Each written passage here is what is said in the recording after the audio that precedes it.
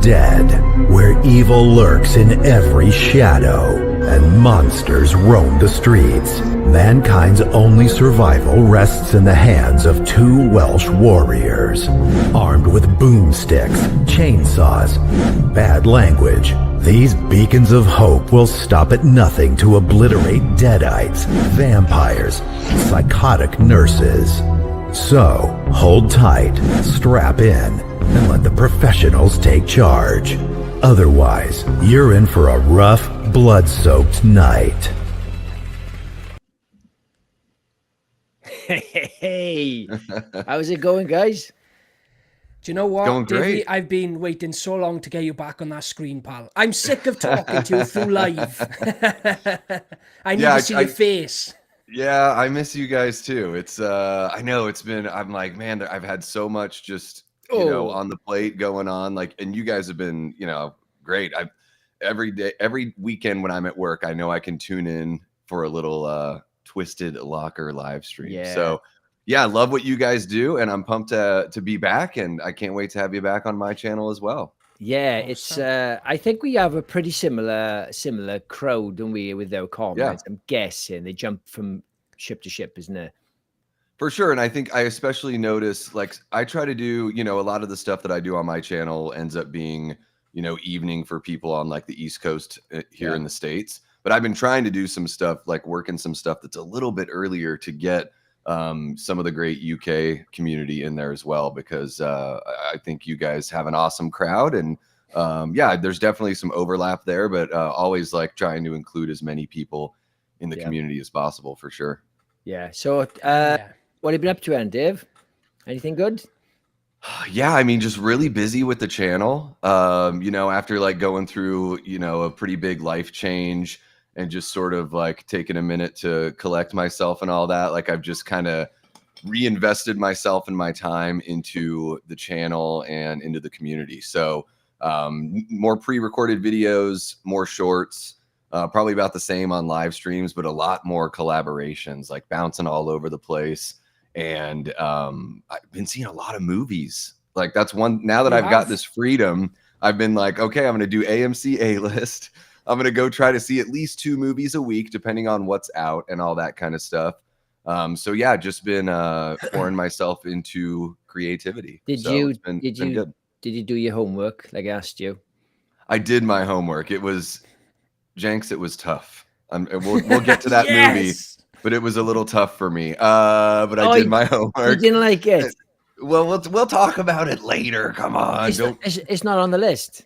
I thought it was on the list. Well, you've watched it now. Oh, do you know what? You should put it on. I told you I would watch it. How dare you? Well, I went first on the list. No, I want you to watch it for pleasure. It wasn't like homework for the channel. Oh, gotcha. Okay. Because I'm a big fan of it. Anyway, yeah. Okay. Save it. So basically, okay, sure. what I'm saying is, I asked Davey because he hadn't seen Chronicle, and I was flabbergasted.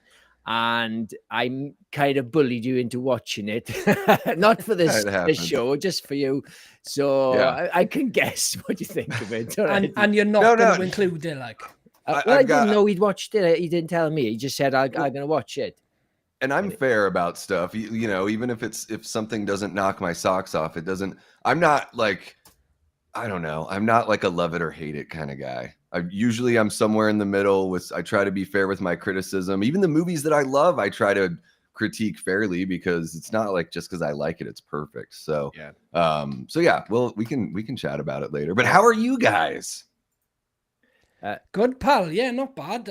We are loving doing lives at the moment, as you've probably seen me doing 2 a week now. We're hopefully keeping 1 member's live a week as well. Yeah, we did 3 so last depending on time, we want to get at least 3 lives in a week, and we've kind of taken a step back on pre-recorded, just to put extra time into lives, put all our effort into them, just to build the community up a bit more. And obviously, Jenks has gone off to do his own solo channel, so his time is split between the 2 of us. As if. So he's got less time to do this channel now. But honestly, I am loving life so much that I find doing pre-recorded a drag now. I'm just like, I can't be asked. I would rather put my effort into doing lives. It's hard work. The preparation, the filming, the editing, and it drops, it gets 20 views. It's disheartening. Sure.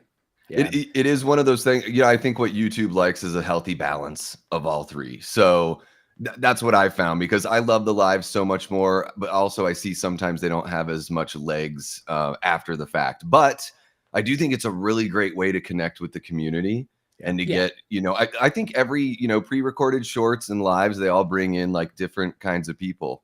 So, but yeah, what I found is even when I was at like 400 subs, I started going live and it was like, oh shoot, I'm getting like 15 people in here like every time I go live, and I only have like 400 subs. So I'm like, that's pretty rad. So I got addicted to it real quick. Yeah. You get a bit of imposter syndrome, isn't it? Something when you think, why are these people here? Don't they realize like I'm a bonehead? Not you, Like, but me and Kurt. Yeah.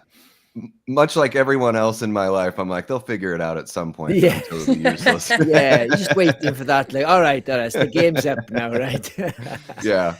Right. Do you mind if I say hello to a few people, Dave? Go for it. We have got Wendy Palfrey in the house. Evening, Wendy. How's it going? Hi, Wendy. Evening, Jenks, Curtis, Davey, everybody. We've got Hugh Huckridge. He never misses a show. Fair play. Isn't that an awesome surname, Huckridge? You don't get that in America, do you? Yeah, and is the first name, is it Hugh? How do you pronounce that? Yeah, Hugh. Hugh. All right. Hugh. You don't get that in America either. So there you go. No, but you've got like Hugh Laurie, as in the guy from House. Yeah, but it's sure. H-U-G-H. Yes, it's pronounced the same way. Hugh. Yes. Oh, gotcha. Okay. I love that he's made a statement and there's no like full stop nothing. It's gone from I hate science fiction, even and all. I like that and he doesn't say good evening, I hate science fiction. It's like, let me just get this out here. Yeah, hate it. By the way, hello. As if you thought, oh shit, I forgot to say hello. Even though you could start again. We got John Moran in the house. Evening. What's happening, John? Do you love it, Davey, when you can see the chat and they're all chatting amongst themselves, and doesn't it feel? I love it. It's awesome. Because the way that I think of it is like the channel, it's nothing without these people. Yeah. That's the way I view my channel. So I'm like, I love seeing that people come to the live streams not just to catch the actual live, but to interact and hang out with each other. I think that the YouTube horror community is like one of the nicest social media interactions you can have. Definitely. Out there. So I love it. We got Palf in the house. How's it going, Palf? Never misses a show as well. And Kurt, we got Michael Wilson's back again. 3 in a row you've made, Mike. Congratulations. Thanks for jumping on, pal. We got Tyler Adams. How's it going, dude? What's happening, Tyler? What's up, Tyler? So we got one for you, Jordan. Got one from Jordan, Davey. Hey, Davey, watched Hit the Bricks this morning. You've done a great job of tempering my expectations for 28 years. I kind of went off a little bit because the more I think about that movie, even though I think I put it at like a 2.5 to 3 stars right out of the theater. I starting to hate it the more I think about it. So yeah, I kind of lost my shit, Jordan. I mean, in a Davey Deathray fun kind of way. But yeah, I'm very, very frustrated with that movie, and it seems like Danny Boyle and Alex Garland put together a bunch of rules for this universe that they don't even understand in the third entry of the franchise. Yeah. So very, very frustrating, especially as a huge George Romero fan. I find this very disappointing experience there. And he gave Megan 2 a good review. Oh, what world are we in? Well, I knew what Megan was, what it said it was going to be. 28 years later was not what it said it was going to be. They totally... what you saw in the preview is not what the movie is. The movie does not have 3 acts. It's not a complete story. It's a first act and a second act and then a cliffhanger. And at least Megan, for all of its flaws, it knows what it is, and it's not trying to be high art. So I agree with you to some degree. I was very disappointed with 28 years. I wouldn't give it as low as like 2 stars or hating it. I think I could probably watch it again. But I think I'm passionate about it because I think for me, the things that are wrong with it bugged me because it's the one thing you say about Danny Boyle on this series is that it's very grounded. That's why the zombies aren't dead. They're infected, and it could be real. Everything that happens could totally happen. So when you got far-fetched stuff happen in the third one, and say what you want about number 2, I think it's awesome. Number 2 is. I think it's brilliant. I watched the other day, Dave, right? I know the scene where Jeremy Renner is be at the order to shoot everybody. And in that really fast scene where he's shooting, he doesn't say very much, but you can feel his pain of like, I can't, this is horrible, but he's doing it anyway. It's such a good scene and quite underrated, I think.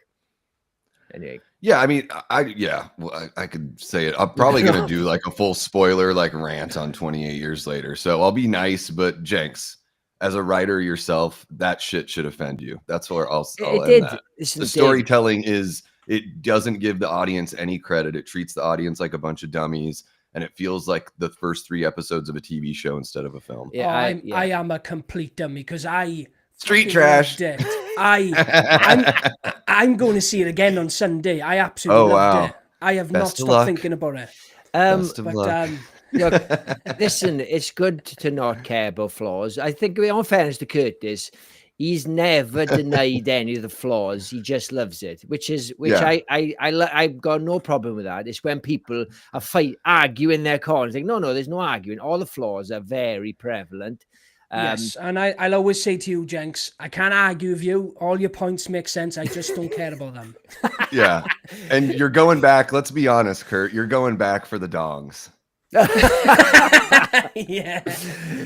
I'll say one thing, right, boys, and this will clear me of everything that I will ever say about a movie you think is shit. I enjoyed Feeders. I haven't finished it. Oh my gosh. I watched it on my lunch break today in work in the office. I've got managers walking past me and there's some paper mache alien eating someone's stomach. Like, what the fuck is he watching? Because I'm a personal trainer, right? The thing that bugged me as well is the big, massive muscle man in it in 28 years. And I'm like, how has he got pecs? And how has he got biceps? He's not working out in the gym. Steroids do not work like that. It's ridiculous. Oh, John, you've started something new now. Yeah, sorry. Let's say hello to everyone. Yeah, you carry on. I'm going to go for that. We've got Jill John. Hiya, Jill. Hope you're doing well. We've got one of our moderators, because Davey can't make it tonight. We have got Gina to back up for him. Hiya, Gina. Hope you're doing good. We've got a little link here for Davey Deathray's channel. If anyone in the chat hasn't subscribed to the man on screen, the man, the myth, Davey Deathray, get on it. Thank you. And look at that. Don't forget to send the like button some love. Thank you. We've got Jamie Hart. Hi, Jamie. Hope you're doing well. We've got the infamous Vivian who made us watch Feeders. Yes. Explain to Davey what we did. So I'm sure you know, but I asked people to send in the worst horror movies they can possibly think of. Yeah, I think I saw that one. You did the spinning wheel. Yes, exactly. Yeah, I watched the channel. I'm there in the live streams. Jenks, yeah, he hasn't selling me short all friggin' day. We only started 15 minutes ago and already, man. Yes, so next Monday we will be doing a live dedicated just to Feeders, which is going to be fun. Vivian, I've got good news. My dog had a growth removed from her face and it's benign. That's awesome news. Awesome. Cracking news, Vivian. We've said hello to Tyler. Who else have we got? Michael says, I just got back from watching 28 Years Later. Here we go again. Extremely disappointed, so I'm looking forward to some sci-fi rankings. Sci-fi horror is awesome. Yes, I'm sure there's plenty of movies on this list that you're going to like a lot more than 28 Years. And we've got Popcorn and Horror. Evening, gents. Just quickly stopping by to show some support. We'll be catching up in full tomorrow. Have a great stream. Thank you so much, pal. Appreciate it. And I'm really enjoying your content at the moment. If someone can put in Popcorn and Horror's link in the chat, that'd be awesome. He's got a great channel. Who else have we got? We've got Gory Tiger. What's up, Gory Tiger? We've got Skilly. Skilly never misses a show. Yes. Right, we're all caught up. We've said hello to everyone. Should we get cracking, boys? Yes. Okay. Can I just do one really quick thing? Hang on. I just don't take all day about it. Maybe 2 seconds. Just ignore me for a second. Ignore me. Why am I big? You're so big. Why am I big? Davey, fucking hell. Every time you're on the show, it just goes crass. No. He turns British. We have fun here. I thought we have a good time, right? There we go. It's because I said let's go in dry. You know, that's the tone then changed. Yeah. Yeah. Do you just want to go in dry? Right, What's happening, Sam? Thanks for jumping on, pal. Not since prison. Look at this. I'm trying to do something here. It's not doing what I wanted to do. Oh, well, doesn't matter. Right. Okay. So my tiers I've done. Again, I'm a creative guy, but I can't think of good tier names. It's too much pressure. Because you got to do last minutes, I suppose, because you can't have you can't save a tier maker unless I'm being thick, Davey. Can you? I'm not sure. I think you can. I just don't know about finding them. It's been a while since I've used the tier maker. Well, anyway, we got 16 films. So we got shit as always. We've got next up we got Catch It on a Plane. And in the middle we've got have I shared the screen? Yeah, sorry. We've got Not Bad Boyo. Boyo's a Welsh thing. It's the best I could do, sorry. And then we got Holy Shit, That's Cracking. That's my worst one yet. I like that one. I wish we used that word out here in the States. Cracking. Yeah. I wish we used that one. Make it a thing, Davey. Yeah. Then people will be like, the world with your voice. There we go. I appreciate that. And then we got Top Notch. So that's what you're getting. So first up, sorry, boys. First up, we've got Alien. What are your thoughts on that, Davey? I mean, gosh, this one for me I think this has got to be top notch for me. I really love the first Alien. It's my favorite in the franchise. It's not even really close. Like I think Aliens is a fun movie for what it is. I'm glad that it's different. But what I love about Alien is that sort of deliberate, slow pace, the slow burn of it all. Yeah. It's got that 2001 A Space Odyssey kind of feel, like I think 11 years after 2001. And I like that even though there are those creature feature slasher haunted house elements, that it really does feel like about as grounded as you can feel with everything else, the way it deals with the science and the fact that these are just kind of just normal people, like space truckers, essentially. Love the cast is really dynamic and has great chemistry. And it seems like this is one of those kinds of movies that the more I watch it, every time I go back and revisit it, I find some new sort of wrinkle that I really enjoy. And I end up loving it more every time. Is like Megan 2 the aliens of Alien?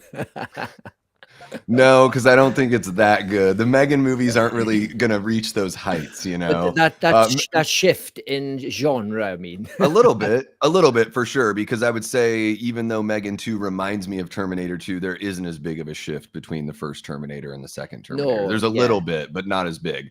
But yeah, I guess you could say Megan 2.0 is like the James Cameron popcorn sequel to the original Megan.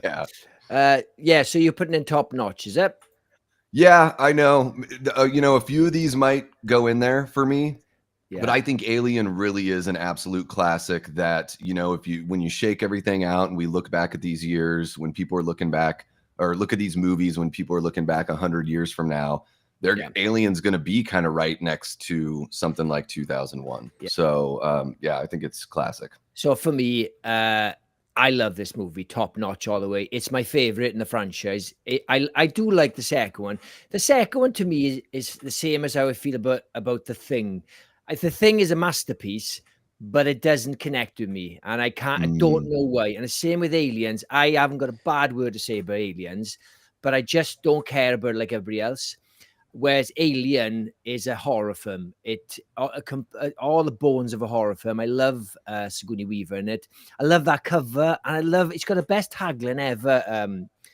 In space, no one can hear you scream. It's just the perfect tagline. Not tagline. So, is it? Yeah, tagline. Yeah. It's amazing. Yeah. What about you, Kurt? Yeah, it's absolutely top-notch, boys. I think it is one of the greatest movies ever made. It's one of those films that came out and no one's been able to top it. How many Alien movies have we had? And every single time, I'd say apart from Aliens, because that was James Cameron trying to do something different because he was advised not to do a sequel to a Ridley Scott movie. Yeah. And he made Aliens a James Cameron film. But all the other ones, it's just chasing this one movie, and it's the perfect blend of slow burn, horror, action, and it is one of the finest horror movies ever made. Give birth to the Xenomorph, one of the greatest faces in horror. And I think it's side by side with Jaws, two of the biggest horror movies in history that defined the genre. Two of the biggest blockbusters to ever come out as well. It's a masterpiece, boys. I think it's untouchable.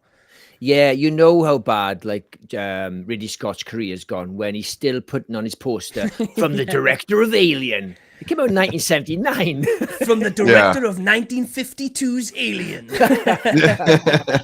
Well, and it's funny. It is sort of similar to Terminator in that it's really just about the first two films, and then no one really. This whole franchise gets started, and it's gone on for decades now, even though they haven't even gotten close to what they got with the first two movies. Close. You know, my mate Sam, who's in the chat, sent me a photo earlier, and it was someone's review on Letterboxd, right? And Letterboxd, you can see it above each other what they've reviewed. And the bottom one, right, he's got Alien. It says 4.5 stars.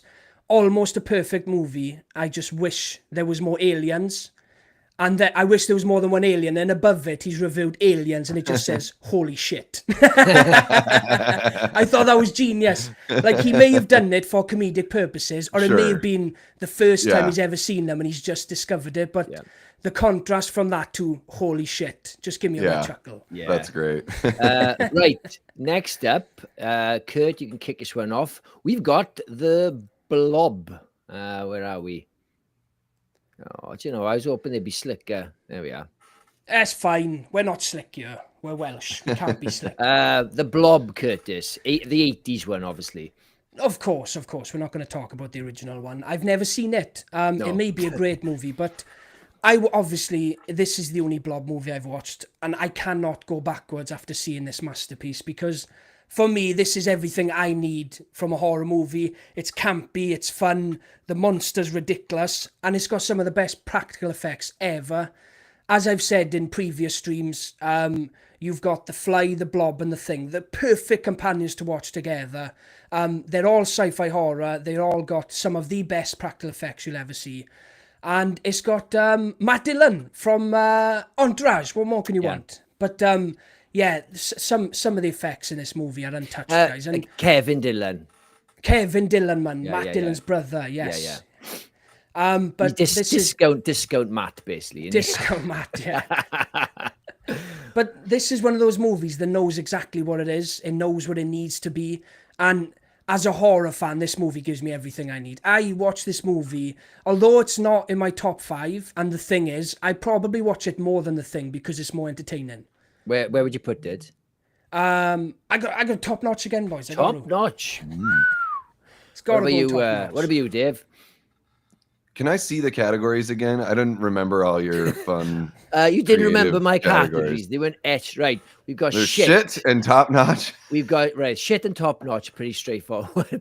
So in the middle, we got 3 options. We've got Catcher on a Plane, Not Bad Boyo, Holy Shit, That's Cracking. I mean, that's my favorite one, actually. Yeah. So I think just to be fair and not to put everything in top notch, I do have a lot of fun. But are you speaking your truth? I am speaking my truth. I'd say Holy Shit, That's Cracking for The Blob. Yeah, because I do really love the the way it does sort of lean into that 60s feel of like the original and everything, with a little bit of the camp. But I do I love the gore here. I love the practical effects. I think Chuck Russell is kind of one of those directors that maybe we don't talk about like as much as we should, because he also did Dream Warriors, I believe. Did he? So a couple really good movies there in the mid to late 80s. I think this one was 88. So yeah, part of that those 3 sci-fi horror remakes that came out in the 80s, like you were saying, Kurt. Shawnee Smith here is really charming as well. I've always really dug her. Ever since I saw Who's Harry Crumb as a little kid, I had a crush on Shawnee Smith. So John Candy film. Oh my gosh, it's so funny. And yeah, The Blob I think is like very rewatchable.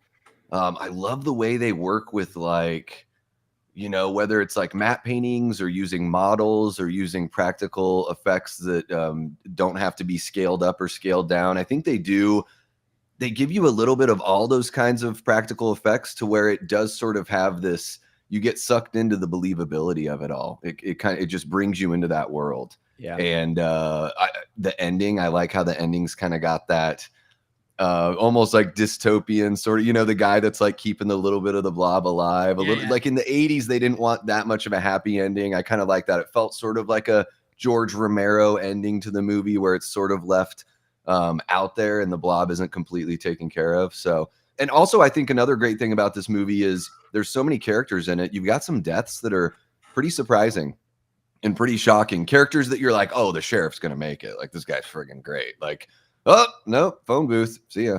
Like, you know, like just characters where you're like, oh, damn. All right. Well, there we go. And some great laughs in there as well. Yeah, because you got the girlfriend's father when he comes to the house, and I can't remember who plays the big dude. He played. Yes. He's the pharmacist that sold the condoms to the kid, yes, right? It's just it's so good. Oh, it's so good. Such an awkward scene. And that you're right. It's got Romero-esque, but it's got that. There's no humor in Romero's films, so you've still got that kind of Tremors B-movie kind of comedy. I haven't seen this for a long time, and I've been meaning to rewatch it. I'm guessing this film was a flop because there was no sign of any sequel anywhere, was there? Did it it was a flop or not? You know, I think it was probably somewhere right in the middle. I don't think it wasn't gangbusters or anything like that. But I remember, you know, I was 6 years old when this came out. I remember being aware of it when it came out as a kid. So I always think like, well, if I was aware of it and I was only 6, then it must have done a little something. But yeah, I don't think it was. Yeah, I don't think it got too crazy big. But also back then they weren't sequelizing everything. Like it really had to be. It had to be a Terminator or an Alien or a Jaws to be sequelized. Look how long it took him to do a sequel to Terminator. Yeah. Yeah, true. So yeah, you're saying about it on your radar. Like the trouble for me and Curtis, our uncles, to give us all these films to watch, and I remember seeing films like we said the other day, Kurt, Demons 2, when I was telling kids, oh, you haven't seen kids in my school, you haven't seen Demons 2, and they're like, what the fuck is Demons 2? And I just thought it must be mainstream if I've seen it. Like, no, it turns out no, not too much. I haven't seen this for a long time. I've been meaning to watch it again, but I will definitely put this in holy shit, that's cracking. Wherever you put it, Dave. Yeah. Same. So, that's me, yeah. Yeah, it's going there. Right, guys, just what do you think? Do you want me to keep these big images up, or would you rather keep the tier up with us? I would rather keep the tier up. It's with us here. Ooh, sweet. And we can be down there. I love it. Hi, everyone. Okay. Hello. There we are. That's fine. All right, that's fine. Kurt, do you want to read a few comments before we move on? Yeah. I put a few on the screen. Let me go to where I was. I've got it. All right. We've got... Tyler says Chronicle rips. I cannot wait for Davey to rip that movie. Although I do like Chronicle. I just dislike Jenks. Jamie says Chronicle is so underrated. I love that movie. Yeah, it's kind of been forgotten, but I think it's a cracking one. Look at this. Skilly says, because you're the man, Kurt. You're awesome. Jordan says, Alien and The Thing, my joint favourite movies. I'd edge more towards The Thing, but you can't really argue with that. Them took it out. No. It's in Jamie's top 10 favourites of all time. There was a time when I had to tell people, and you could, when they keep saying like, "Oh, it's in my top 10." I'm like, "How big is this top 10?" There's only 10. Like as time goes on, you're like, "There's no fucking room. Someone's gonna go." I'm still struggling to remove one of the 50 movies in my top 10. Yes, Alien is top-notch, excellent movie. Yeah, damn right. Vivian says, stands the test of time other than the computer screens, I guess. Yeah, fair point. Very, very 70s. It's what 70s thought the future would look like. Do you know side note, do you know the only thing future films and TV shows never predicted is texting? They've predicted everything else, and no one thought we would go back, regress to texting. We had like video calling, watches, you name it, but never texting. Gina, I like Aliens, I like Alien, but prefer Aliens. Can't argue There's a with better that. cast and more action. Yeah, you can't really argue. Depends what you like, innit? Better cast. I don't know about better cast. Definitely more action. But yeah, the cast is good. Yeah. Michael puts the Blob in top notch. I think that equals us out then, so we can go in top notch. Yeah, unless Michael's not included in the tier ranking. They can't all be top notch, Mr. 50 in the top 10. I just see Curtis's top 10 swelling. Yeah. We've got. Do you love both the remake and the OG Blob? I'll have to watch the OG at some point. I'll have to, just to say I've watched it. Tyler, you need to get on the Blob, pal. I think you especially love that one. Get on the Blob. Don't go in dry. Don't go in dry. The Blob is absolutely one of my favorite remakes. Vivian's only seen the original. You're in for a surprise here, Viv, I promise. Davey, have you ever heard of the term on the blob? No. Do you know what that means, Kurt? No, drug related? No. On the blob means a woman's time of the month. Oh, jeez. Yeah. I've heard all sorts of euphemisms for that. Even I've heard some ladies call it Shark Week, and I'm like, don't you ever do that to Shark Week. I mean, that's quite good. But yeah, on the blob, yeah. I just thought of that now because we're talking about the blob. Which is, I've heard of on the rag, not on the blob. Yeah, on the blob. Right, should we do the next one? Wow, yes. screeching halt there with on the Right. I'll kick this off. We're going all the way back to not sure. And it's invasion of the body snatchers. And do you know what? This is one of my can somebody check when it came out? It was 70 something, wasn't it? 70s, yes. 78. 78. This is the oldest one on the list, and I have to say I absolutely love this film. Right, it really invokes that feeling of dread. Good going, Davey. It's got a very British feel. It's American film, isn't it? Yeah, it is. Yeah, but it's got a British feel of those sort of 70s movies. And Jeff Goldblum's in it, fucking legend. Leonard Nimoy. But it is so disturbing, and that last shot of Don Sutherland, he does that scream. Oh my god, it is so iconic. I love this movie, and I actually watched recently for the first time the one with Nicole Kidman and what's his face, James Bond. James Brosnan. Or Daniel Craig. Oh, The Invasion.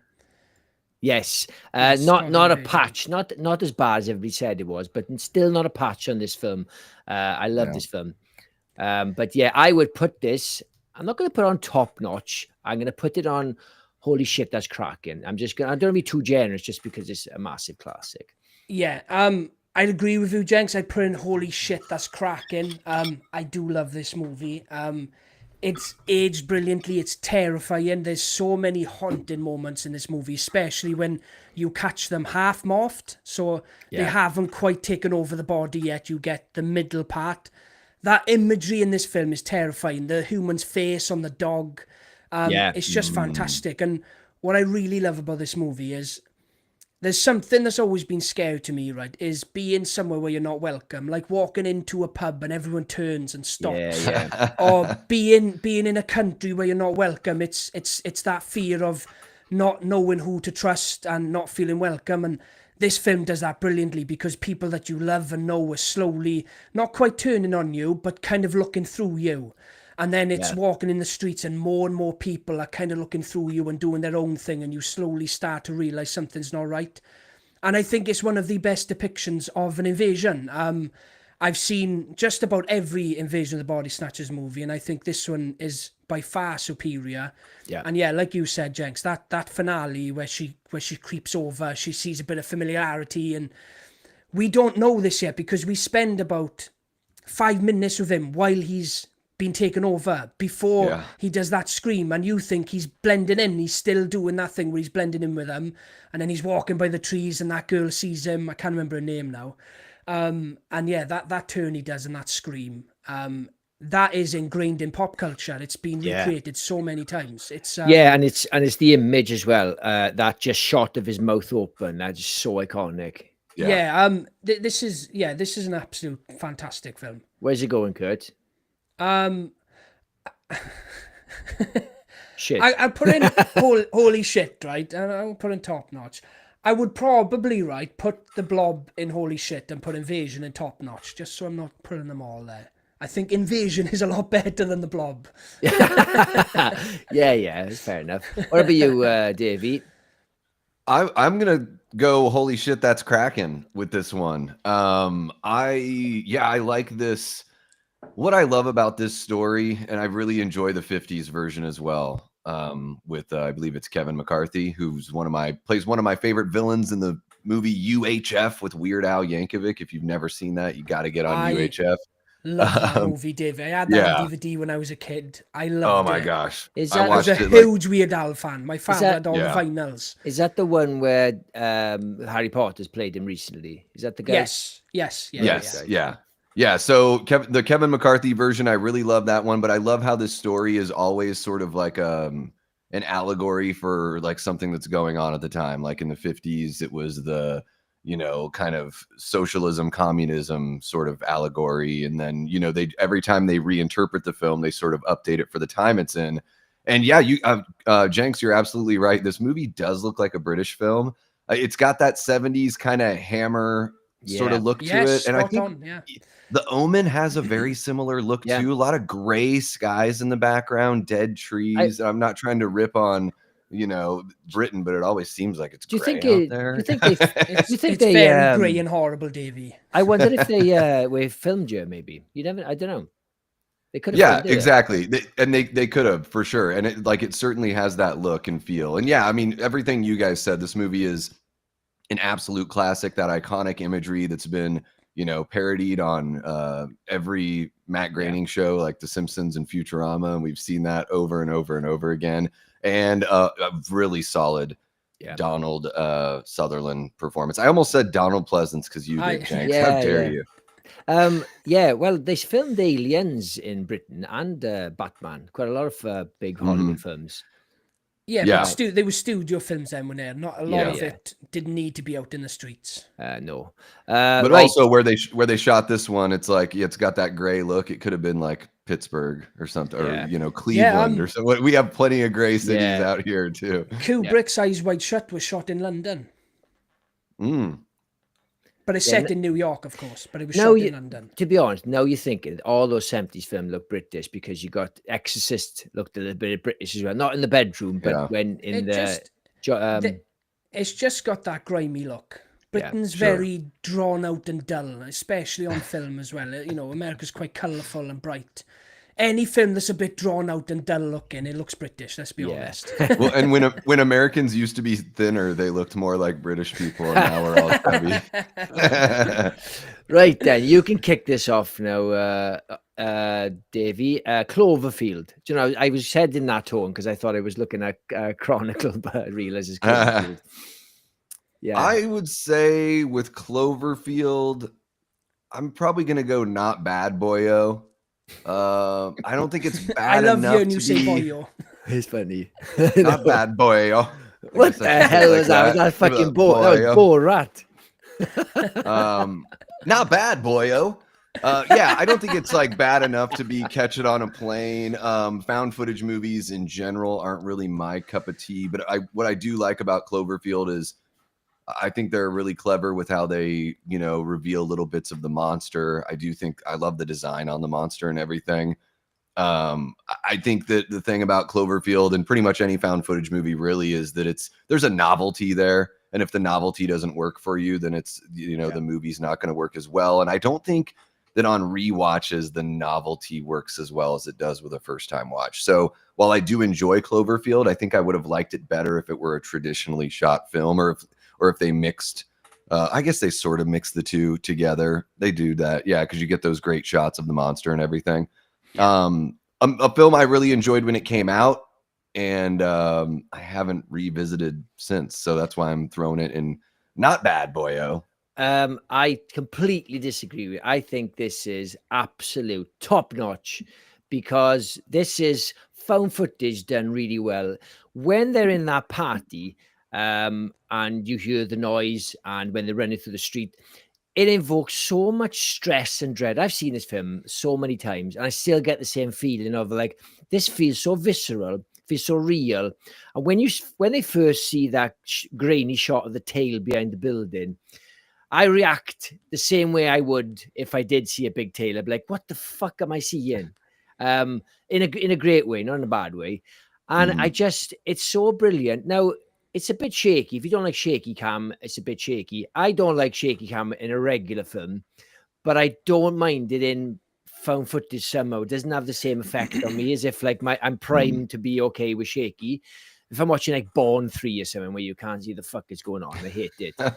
But with this film, I love it. Yeah, you could argue that the CGI is a little bit ropey towards the end, but I don't care. I absolutely love this film. It is probably my top 3 favorite found footage movies ever made. Yeah, and I would put this in top notch. So I'm going to see where Curtis puts it to see where it lands. I agree with Davey, maybe even a little bit lower. I would probably stick with Not Bad Boyo because it's not a bad movie, but I've never really got on with this one. So I watched this one. It was probably the first found footage movie I'd seen. I didn't really understand the concept. So I found myself getting frustrated a lot because I wanted to see the action. The camera is extremely shaky. And bear in mind, I'm a big found footage fan now. It's one of my favourite subgenres. But I've gone back to revisit this one and I still think it's too shaky. It's still all over the place. It's never been one I've gone back to loads. I can't say I remember much of the plot beats. I just remember being frustrated by it. I had the same issues with the first Godzilla movie. And I mean, the first Godzilla movie of the new one.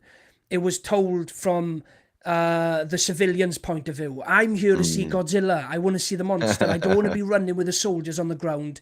I want to be up there watching him destroy things. And I felt the same watching this one. If you're going to give me a monster movie, I want to see the monster as much as I possibly can because it's so big you can't hide it. So what's the point in hiding it? Yeah. Although it works better for this movie because obviously it's found footage. It's meant to be from their point of view. So I get that, but it just doesn't resonate with me that well because of that. So are you familiar, Davey, with the marketing for this? Oh, yeah, for sure. Yeah, I was, gosh, how old was I when this movie came? I mean, I thought the marketing was amazing. I loved the trailer. I thought the trailer was very captivating. I liked how they did like the websites and like set up the fake company and all that kind of stuff. I think that's maybe why I'm putting it in, you know, why I've got a relatively cool temperature on the movie because like a lot of J.J. Abrams properties and ideas, the idea and the marketing is far better than the product, unfortunately. And I find that with like everything he works on, that the build up, it's like the foreplay is amazing and the sex is totally forgettable. Yeah, I know. I know what you're saying. Like, I not with Cloverfield. Obviously, this has got Matt Reeves all over it. But with him, you're right. His films look stunning. But didn't JJ produce this? Yeah, he did produce this. His company and helped develop the idea, right? Yeah, because you can see the monster design is kind of used a few times. Like it's in Star Trek 2. No, Star Trek 1's Super 8. And and someone told me like, oh, it's all connected. No, it's not. It's just this one design he's got and just keeps recycling. It's the one with just not creative. Arms. Yeah. It was fine in Cloverfield because it was the first, but like Super 8, like I wanted to like Super 8 and I'm kind of glad it exists because we wouldn't have got Stranger Things because that was kind of like trying to be Stranger Things, but it was a swing and a miss. I haven't got a lot of hate for Super 8. It was a swing and a miss, and I don't have a problem with it, but it just doesn't connect. I mean, I think with Cloverfield, the marketing was great. If it were better, I'd probably put if the movie were, you know, equal to the marketing, it would definitely be higher. I mean, since we're kind of in the middle here, do we move it up to holy shit, that's cracking, or how do you guys usually do it when it's kind of two versus one sticks? Yeah. Okay. And then so it doesn't really matter. It does. Who cares? We're hurting Jenks's feelings. I love it. I know. It matters. It doesn't care. We're literally using a tier maker to rank things. Of course, it matters. This is the most important thing we've ever done in our lives. I'm gonna read it. Right. I'm a doctor. I'm gonna read a couple of things. 1 second. So we've got this Jean. Did you say Laura Gina? She's just come in. No, Gina's been here since the start. Oh, sorry. So Jamie Hart says, I would have liked Cloverfield, but the shaky cam is too much for me. Yeah, fair enough. Yeah. And we've got So Jordan Moran says, you want someone to give you a feeling of dread, shoot it in the UK. Batshit has been a member for 7 months. Why? Oh, I really appreciate that. That is amazing. Honestly. Thank you so much, pal. Fucking brilliant. So here we go. So Michael Wilson says, I hate to say this because I want to like it, but Cloverfield is shit. Say it like it is, pal. Say it like it is. I remember welcoming Michael Wilson with open arms, right? I hate to say it, but this movie's fucking terrible. Yeah. I take no joy in this movie eats dog shit. Vivian says, I think the people who made Annihilation saw this kind of a shimmer, creatures from another dimension. Yeah, I know Annihilation is based on a series of books. I would have put Annihilation on the list because I really like that film, but I think either one or two of you guys hadn't seen it. I forget. I hadn't seen it, and I think it's a remake of a Russian movie, and I'm struggling to remember the name of the Russian movie right now. Yeah, it was like a late 70s, maybe, or early 80s Russian film, but it's essentially a retelling of. Not to talk too much about like Annihilation, but it is a bit of style over substance, but fuck me, the style and the imagery in that film is like some of the best you've ever seen. Like, it's just incredible, especially the do you remember the bit where the guys rips him open and his insides are eels? Do you remember that bit in Annihilation? No, I've seen it once when it came out. I don't remember much about it. It's worth watching again, Kurt. So I think it's permanently on Netflix. I think they own the rights. Jamie says, catch Cloverfield on a plane. Where's the love for Cloverfield? I puke every flight, so probably not going to like that. Oh, fair enough. Shaky cam on a flight. You know what? She's like, it'll just help her get it over with. So like, let's speed up the process. Let's get the puking taken care of. There we go. Now I can relax and sleep. Do you know what? The irony is, I really, really hate shaky cam in general. I cannot stand it. I'm so glad that Hollywood's kind of moved away from it. It was a big thing in the early 90s. It was terrible. I want long, lingering shots. Yes. John Moran said, I loved Cloverfield in the cinema, but at home there's a fair drop off. Still enjoyable. Get a better TV. Get a better TV. I think that's a real thing sometimes. You like see something in the cinematic experience is so much better, like having that big screen, and then you watch it later and you're like, okay, maybe it's just a one and done. We were saying the same thing the other day, Davey. Like when I watched Drag Me to Hell in the cinema, the sound on that was so good, and the jump scares were very sound based. And I watched it on a normal TV or with a DVD, showing it to my friend, and he was like, "This is shit." I'm like, "It is shit," because I didn't have the sound like. These bastards tricked me. Yeah. Tyler Adams says, Matt Reeves is a talent. He is J.J. Abrams' buddy from when they were teens. Yeah. Is that right? I didn't realize that.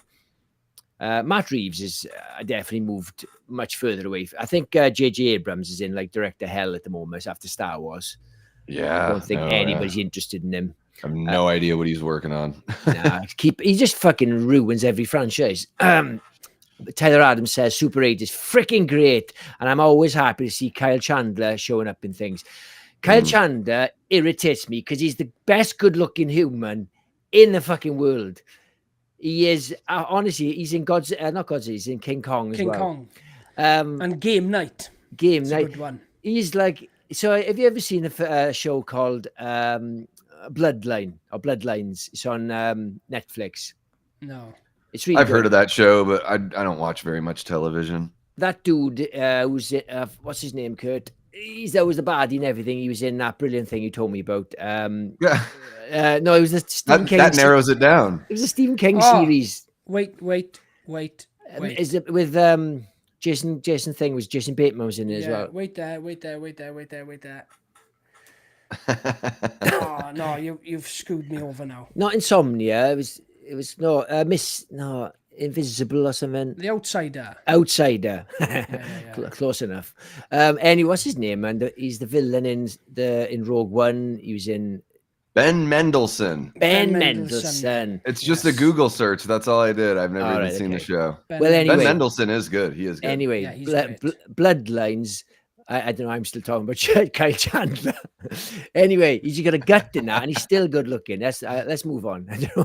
All that just to say he's got a gut in it, Jenks. Jesus Christ! Right, immediately after this stream, Jenks is gonna start a Kyle Chandler fan page. Look, it's just, right? all that, Jenks. That was 5 minutes just to say he's got a gut in it. No, he's got a gut, and he's still good looking. It annoys me. Good looking guy. 7 people just dropped from the stream. No, they just talking about Kyle Chandler. Yes, get in there finally. A channel worth subscribing. Right. Okay. So next up, I'll kick this off.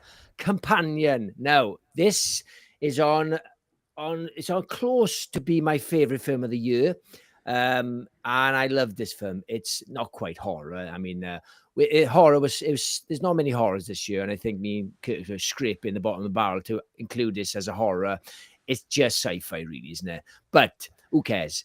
It is fucking awesome. You've obviously seen this, Davey, yeah? I wouldn't say it's just sci-fi, because you'd be putting in the same category as Star Wars. This ain't no Star Wars. No, it's not horror. I mean, it's just a sci-fi drama thriller. It doesn't matter. It's just there's some horror elements. But I hear you. You couldn't put Companion next to Event Horizon. That's what I'm saying. No. Yeah. But anyway, I love this film. I love that girl, and I've forgotten her name again. Sophie Thatcher. Sophie Thatcher. What I love about her, and pretty much everything she does, she's obviously good looking, but she looks vulnerable. She's not the typical like Barbie doll look. She's not perfect, but she's likable as well. And even when she's that sort of tortured character in Yellow Jacket, you're still kind of rooting for her. She's in A Heretic as well, which is really good. She's just really good in everything she does. And I've so enjoyed this film.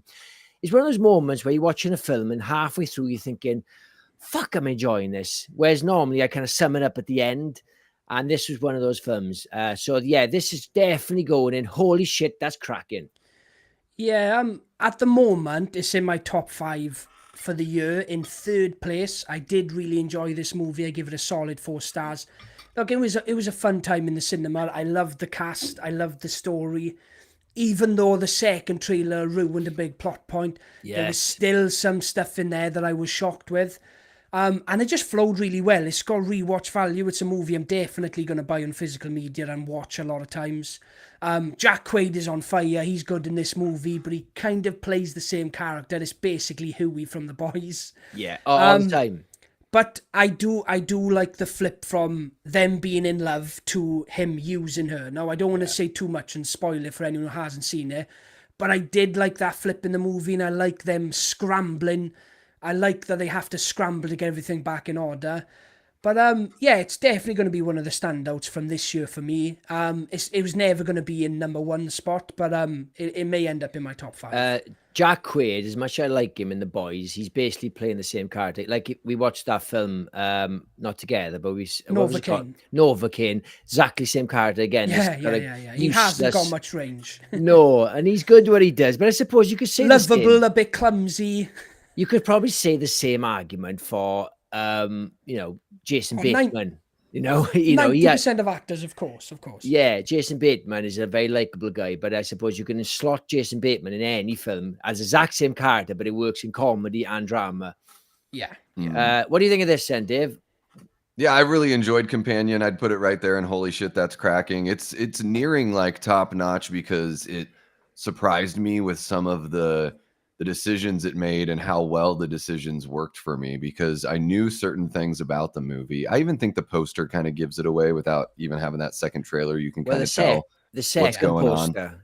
The first poster didn't have those eyes. I don't know. Well, yeah, that poster right there. And I think it's fine if you know that going in, especially if you don't know about there's a similar whatever. There's another surprise in there too that I don't think they did spoil. So about halfway through the movie, I was like, oh, whoa, this movie is going to be one of these kinds of movies. Yeah. Like I didn't really seeing it taking this like almost like Predator, Terminator kind of vibe, like mixed in with the story we were already getting. And I was like, oh, this is like a very pleasant surprise. The movie is, showing off like some different layers that it has to it. It's not like a lot of times I sit and watch a movie and I'm like, fuck, man, that was like 2 hours. And they didn't really they didn't need the 2 hours. And I feel like with something like Companion, they used every little bit of time they had in a great way. The characters are well drawn, well defined. I do agree with you that Jack Quaid is the same fucking thing every single time.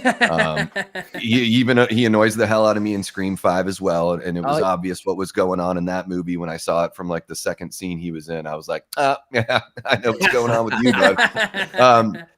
And so, yeah, I mean, but I do agree. Like Sophie Thatcher is, she is so gripping to me as an actress. And yes, she's beautiful. I do like the unconventional beauty. She's got this interesting upper lip thing going on, but it really works for me. And I love her wild woman hair. Oh my gosh, she's got the hottest I just want it all over me. Sophie, if you're listening, break up with your boyfriend, give Davey Deathray a go. Just listen to the voice and then find out about the rest later. Shoot your shot, Davey, because her long-term boyfriend seen her in a music video and just hit her up DM'd online. her. Yeah, I saw that. I was like, well, I don't want to break up a home, but if I ever find out that they broke up, I'll definitely reach out. I think she's great. She totally sells the role here in a way that I don't think every actress like in her age group or a lot of actresses in her age group could pull off. So I really dug this one. It's funny. My wife be watching this. She's thinking, so I'm talking about Kyle Chandler and you're talking about Sophie Thatcher. My wife is like, what the fuck? There's a great moment in this movie where he finds out from the manufacturer where her memory is and it's not in her head. That's Spoiler such alert. a funny moment. Shut up, Jenks. Shut your mouth. I didn't see anything, right? But I'm just saying it's such a funny moment. Yeah. The movie has plenty of layers, man. It's really it's not as they could have made a one-note version of this. I think that's why people are so hot on it. For how simple the idea sounds like on its face. There's a lot going on. Do you know, I think, and I do feel for either the studio or the director or whatever, because they've made a film. They clearly try to keep it secret with the first trailer because she was burning her hand and you think, what's going on here? This is like a sadistic film. And I think they kind of panicked in that sort of a length hour of like, I don't think this is going to sell. We need to show that it's a robot. I think it's going to bomb. 100%. Yeah, that's definitely what happened. Sure. It's a shame we live in a world like that because it's such a good twist and it's just wasted. That's definitely what they did. They panicked. And maybe they made a mistake by showing the hand over the flame in the first ad. Like maybe maybe people are like, oh, is this like just a spousal abuse movie? So maybe that's a mistake putting that in there. And there's a way that you still could have advertised the movie. But I do think that, there's even with giving that away, there's so much more. Like if that's all you know about, that's like when people anytime anyone criticized Abigail, everyone just assumed that the reason why the person didn't absolutely love the film was because they knew it was a vampire girl going into it. People just assume that shit. I don't fucking care. Like I don't mind knowing that it's a vampire girl. Like I don't think that's not the issues that I had with Abigail had nothing to do with the fact that they told us that in the trailer. It had to do with the way that they told the story and the script.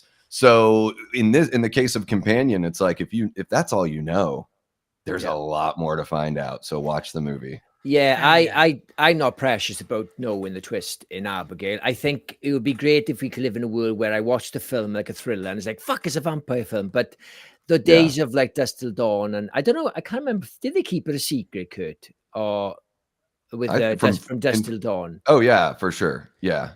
So like I've spoken to loads of people who were around that time, and everyone was shocked. Everyone I've spoke to was shocked at the flip.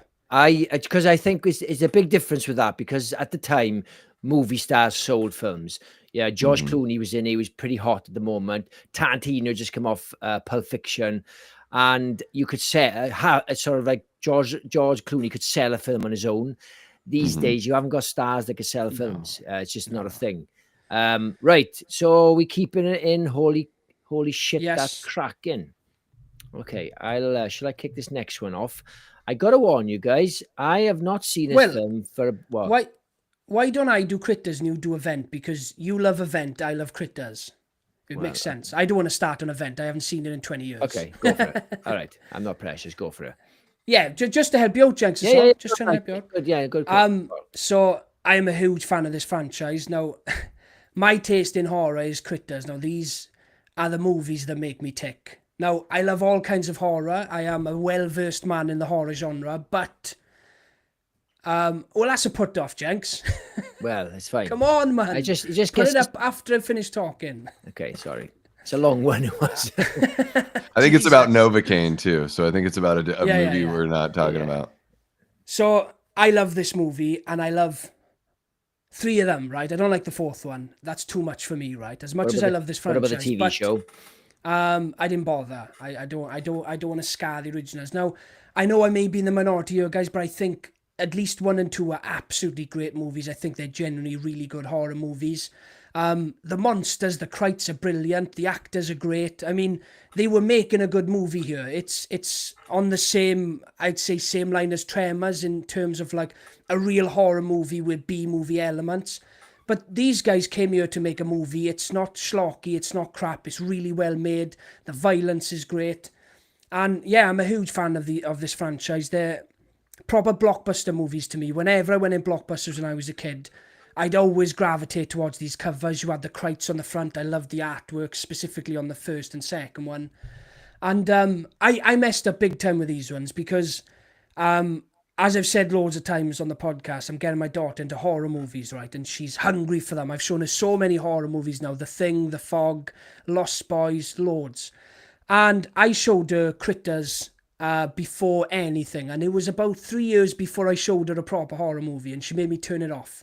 And it was Critters 2, and it was a man dressed up as the Easter Bunny getting eaten by Krites, right? And it kind of traumatized her. Now she's watched movies way worse than Critters, and not violently. She doesn't like violence, but movies way worse, and she will not watch it. Now she's seen The Thing, but she will not watch Critters.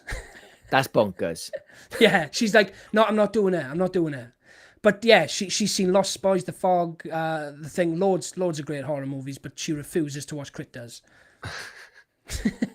Just creeps her out, you know. Some things some things are just tough to do once it impacts you that way, you know. Like when I was a kid, I saw the ad for I saw Killer Clowns from Outer Space on HBO when I was like 8 years old, and it freaked me out. And like I love that movie as like a joke, but when I was 8 years old, I was like, "Fuck, man, this shit's scary." Yeah. Yeah, I used to watch a lot of horror films, and the film that freaked me out the most wasn't that scary, and I think it was like a PG or something. It was Lady in White. It's very underrated. Have you heard of it? I know the one. Yes, the guy from Mars Attackers in there. I'm not sure, but it's easy to confuse the titles. It's very similar to The Woman in Black, but it's either The Woman in White or Lady in White. But it's fucking creepy as fuck. Now, maybe I've watched it now, it'd be shit. But it was like a child's ghost film. But it was something worse about that because it was just, I don't know, there was just, quite disturbing. It was haunting. Haunting, yes. Where would you put this then, Kurt? I'm going to be a realist, guys. As much as I love this movie, I'll put it in Not Bad Boyo. I do prefer the sequel, Critters 2, but I'm not going to rank it in the same category as Invasion of the Body Snatchers or Alien. I'll be a realist, and I'll put it in Not Bad Boyo, but I do love this movie. What about you, Dave? Yeah, I'm going to put it there in Not Bad Boyo. I think this is really fun. I do, you know, when I watch a movie, I try to be aware of what the movie is attempting to be, and that it's, you know, that the movie is aware of that. And yeah, this is a really fun, like you're saying, kind of like a B movie, like a Roger Corman style, fun little creature feature. And there's plenty of intended humor that for me works really well. Like the bounty hunter guys, I think that's a great bit of, you know, comedy that you get from those guys. And yeah, some of those Gremlins vibes, but just leaning a little more into that sci-fi element. I think Critters is a lot of fun, and the very first time I watched it, I'll admit I was pleasantly surprised because I thought it was going to be like so bad it's good, but I genuinely had a fun time with it. You know, only because you mentioned Gremlins. So Critters was actually written before Gremlins. Gremlins managed to get out quicker than it, became the hit that it was. And their script, right, was so similar to Gremlins that they actually had to go back in and do rewrites to distance themselves from Gremlins. Oh, gotcha. But maybe someone got wind of a script like Critters and not Gremlins. Who knows? But exactly. Well, that's Hollywood. They did go in, rewrite the script to really distance themselves. Maybe they weren't even from space. Maybe that's the element they brought in to separate themselves from Gremlins. But yeah, a lot. It's always called a Gremlins ripoff, but it's not. I'm not saying you said that, Davey, but yeah. How dare you? No. Hey, it was, once Gremlins popped off, there were a bunch of other movies. And yeah, in Hollywood, if someone's having lunch and they're talking about an idea and somebody else hears them, then exactly, yes, fair game. There you go. I got fond memories of Gremlins. So like every Saturday when I was young, we used to go to the video shop with my parents. Critters or Gremlins? Critters. Gremlins was so mainstream. I don't even remember when I first watched it. You said Gremlins or something. Sorry, Critters. And we just picked it up randomly. So my parents used to always pick, and no offense, my mother's got good taste. Like she picked Predator one week, and then the other weekend was Critters. And I knew anything of. Oh, this looks like Gremlins. Stick it on. And it was, although they're small creatures, nasty creatures, with these sort of bounty hunters, it's such a different vibe and it's such a good plot point of them looking like, is he a rock star or something? I can't remember. A rock star, yes. He sees a rock star on the TV and he morphs into him. And I haven't seen this for 30 years, but I have seen it quite a few times back in the day, and I do like it. I've never seen number 2, number 3. Definitely haven't seen number 4. The sad thing about number 4 is that it's set in space, as if like it's gone to space, as if it's running out of ideas. But it's like they are aliens. They're allowed to go to space. It's not fair, is it? You know, DiCaprio is a main actor in the 3rd movie. It was his first leading role. And it is so jarring. He's such a big star now. It doesn't feel right. Even though he's a kid, it is so jarring seeing Leonardo DiCaprio in Critters 3. And I mean, he's in the majority of the movie. He's not just a little cameo. He's in the majority of the movie. Yeah, and it's not like Jennifer Aniston, because she's always been a TV star, so it's not as jarring, even though she's a big star. He's like a proper hardcore actor, like Oscar winner. Yeah. Mm-hmm. Yeah. So we're keeping it in. I'll keep it in Boyo. That's perfect there. Next up, we've got Event Horizon. Now, this is probably the most truest form of horror sci-fi, I would say, of all the list. Like I know Alien is people say that, but I think with the Event Horizon, it's the first one I could think of. There's a proper splice of the two genres. And the 90s, we've said before, was quite shit for horror, and this came along. It was such a relief. Oh my God. Because I jumped on Scream when it came out, but slashers they are horror, obviously, but they don't do it for me. I like ghosts or monsters or zombies, something supernatural. This one, oh my God, it's like Hellraiser in space, although we'll come to that later now. And it's so good. Sam Neill in this. I don't know how the fuck, what's his name? Paul W. Anderson made this film, because he's one of the worst directors ever. He is. Like his CV of films is so bad. Like you've got Three Musketeers, Resident Evil. There's some shit film came out. Mortal Kombat. I do like. Hey, that first Mortal Kombat movie. Come on. I absolutely love that movie. Look, that was my jam. He was more ambitious when he was younger, and then you start putting out these popcorn movies like Resident Evil, and it's just paint by the numbers. You know? Mortal Kombat is my guilty pleasure. I used to have it on VHS, and I used to love it. But anyway, this film is so good. You've got the tension built. You've got the same sort of setup as Alien, with the sort of the tension with a small crew of kind of like ragtag crew. But you know, when you just see the actual, I don't know what it's called. The Event Horizon's the name of the ship. I don't know what the sphere thing's called. They call it something. It's just a core or something. But even that is scary. It's just all black, and the noise of it. And you think this is like some ungodly thing, even though it's been built on Earth. It invokes so much fear. And I don't know if you've ever paused the film when they have flashes of hell, but it is very Hellraiser. There's even one guy getting graped by a demon, and if you pause it, really, really horrible. Yeah, I don't know if you did know that, Kurt. What does graped mean? It's a nice way of saying the thing you can't say on YouTube. Yeah. Oh, okay, right. Okay, I got you. Grape. Yeah. He just say grape. Yeah. If I don't know if you knew that, Dave, but if you pause it, I don't. Oh yeah. Yeah, it's horrible. It's not like pausing Basic Instinct, pausing all the time. But yeah, I love this film, and apparently there's a cut of it that's really, really gory that you're never going to see the light of day. Yeah, but they're top notch for me all the way. Boom, get in there. What about you, Dave? Yeah, I would put it in top notch as well. I saw this movie in the theater. What was it, like 97 or something like that? Saw this one in the theater with my brother and my parents, and my mom covered her eyes most of the time on the back half of the film. I love Sam Neill. I think he's such a great performer. He really brings a level of seriousness that helps you buy into everything that's going on. Yeah. Lawrence Fishburne is great as well in this flick. And I think this is just, a couple years before The Matrix. So he was sort of like having, kind of getting into that sci-fi sort of swing of things.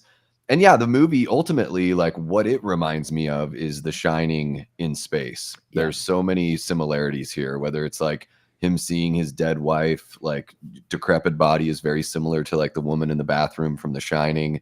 And just the element of like, our main character that we're, following is somebody that ends up getting corrupted ultimately, and I loved so much about this movie, the look, the dread, the feel, the isolation.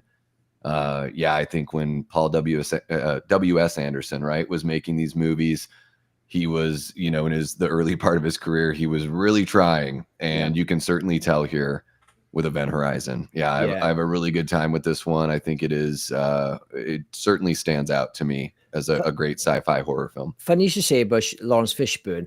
He's kind of like Rhodes, but you're rooting for him more than you are with Rhodes. He's got that. You understand why he's a bit of a dick to Sam. Because he's sent his crew out to space. They're meant to be on leave and it's dangerous. But you sympathize with more than you would with Rhodes. And you do feel that Sam Neill really is a fish out of water. Even though he designed the ship, he's not in his comfort zone with all his team. It's such a good film.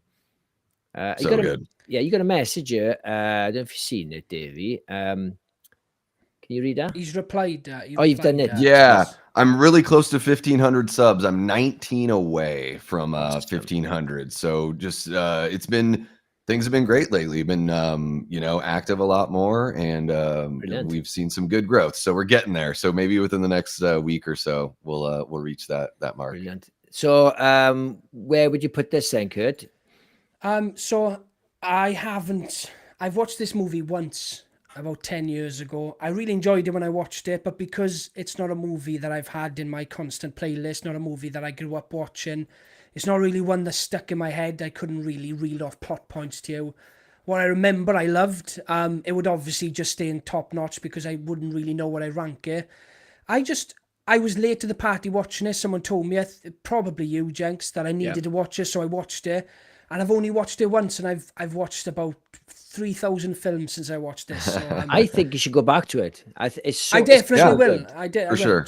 Funny enough, I'm always going through Amazon Prime, right? And I always find deals on that. And I'll buy a movie on Amazon Prime. And that's Prime Video, not physical.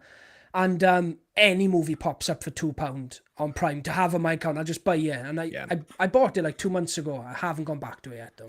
So where's this going then, Kurt? Well, I said it'll just stay in top notch because I don't really know where I'd rank it, but yeah. And for you guys that, with all the missing gore and everything from the film, they are putting together like a limited graphic novel series that tells the story of the crew that was originally on the Event Horizon when it went into that hell dimension.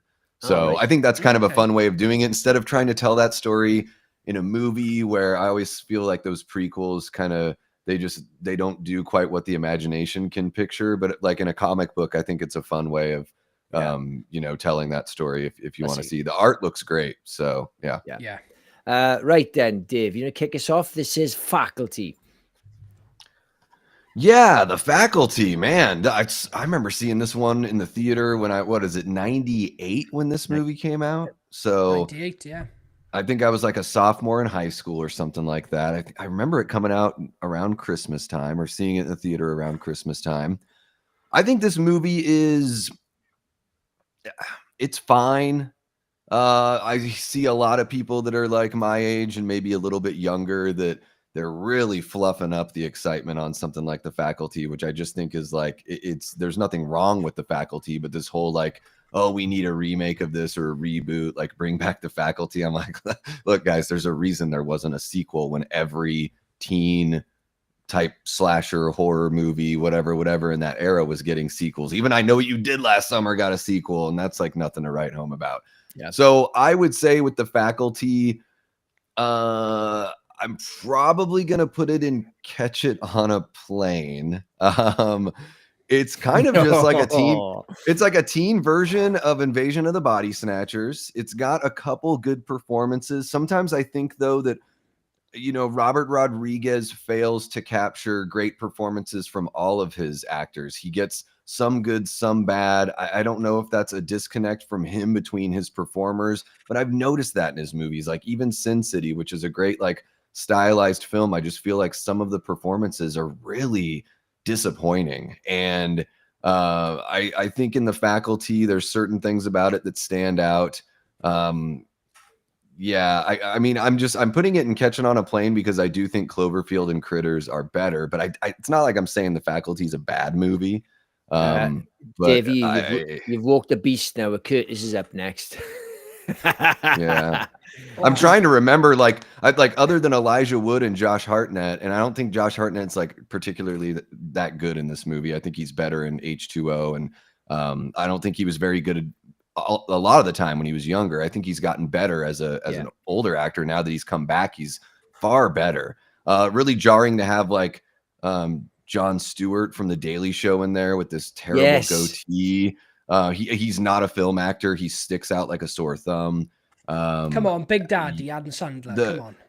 The bad, like the when we find out like who the mother alien is, I thought that was really underwhelming. That character is like barely in the movie, and like it was just this movie just sort of it disappointed. And it's unlike Critters. Critters knows exactly what it is. I think The Faculty is trying to be something that it can't quite reach. So Catch It on a Plane, folks. I'll be catching a plane now. Straight to you, David. Straight to Phoenix, Arizona to put my boot up your ass. Kick your head in. Jeez. Dude, if you would melt as soon as you wouldn't even have to walk off the plane. Just walking in the jetway between the plane and inside the airport, you would melt. You know what, David? We had really good weather last week. Bear in mind, still only 22 degrees. I didn't sleep all week. We cannot handle the heat down here. Now, if I'm abroad, you handle the heat much better because you're equipped for the heat, but we're not equipped for heat down here, so it's hard to live in it. We're equipped for the cold. Fahrenheit, it is 106 right now. Jesus Christ. And last week it was 115 this time. Jesus.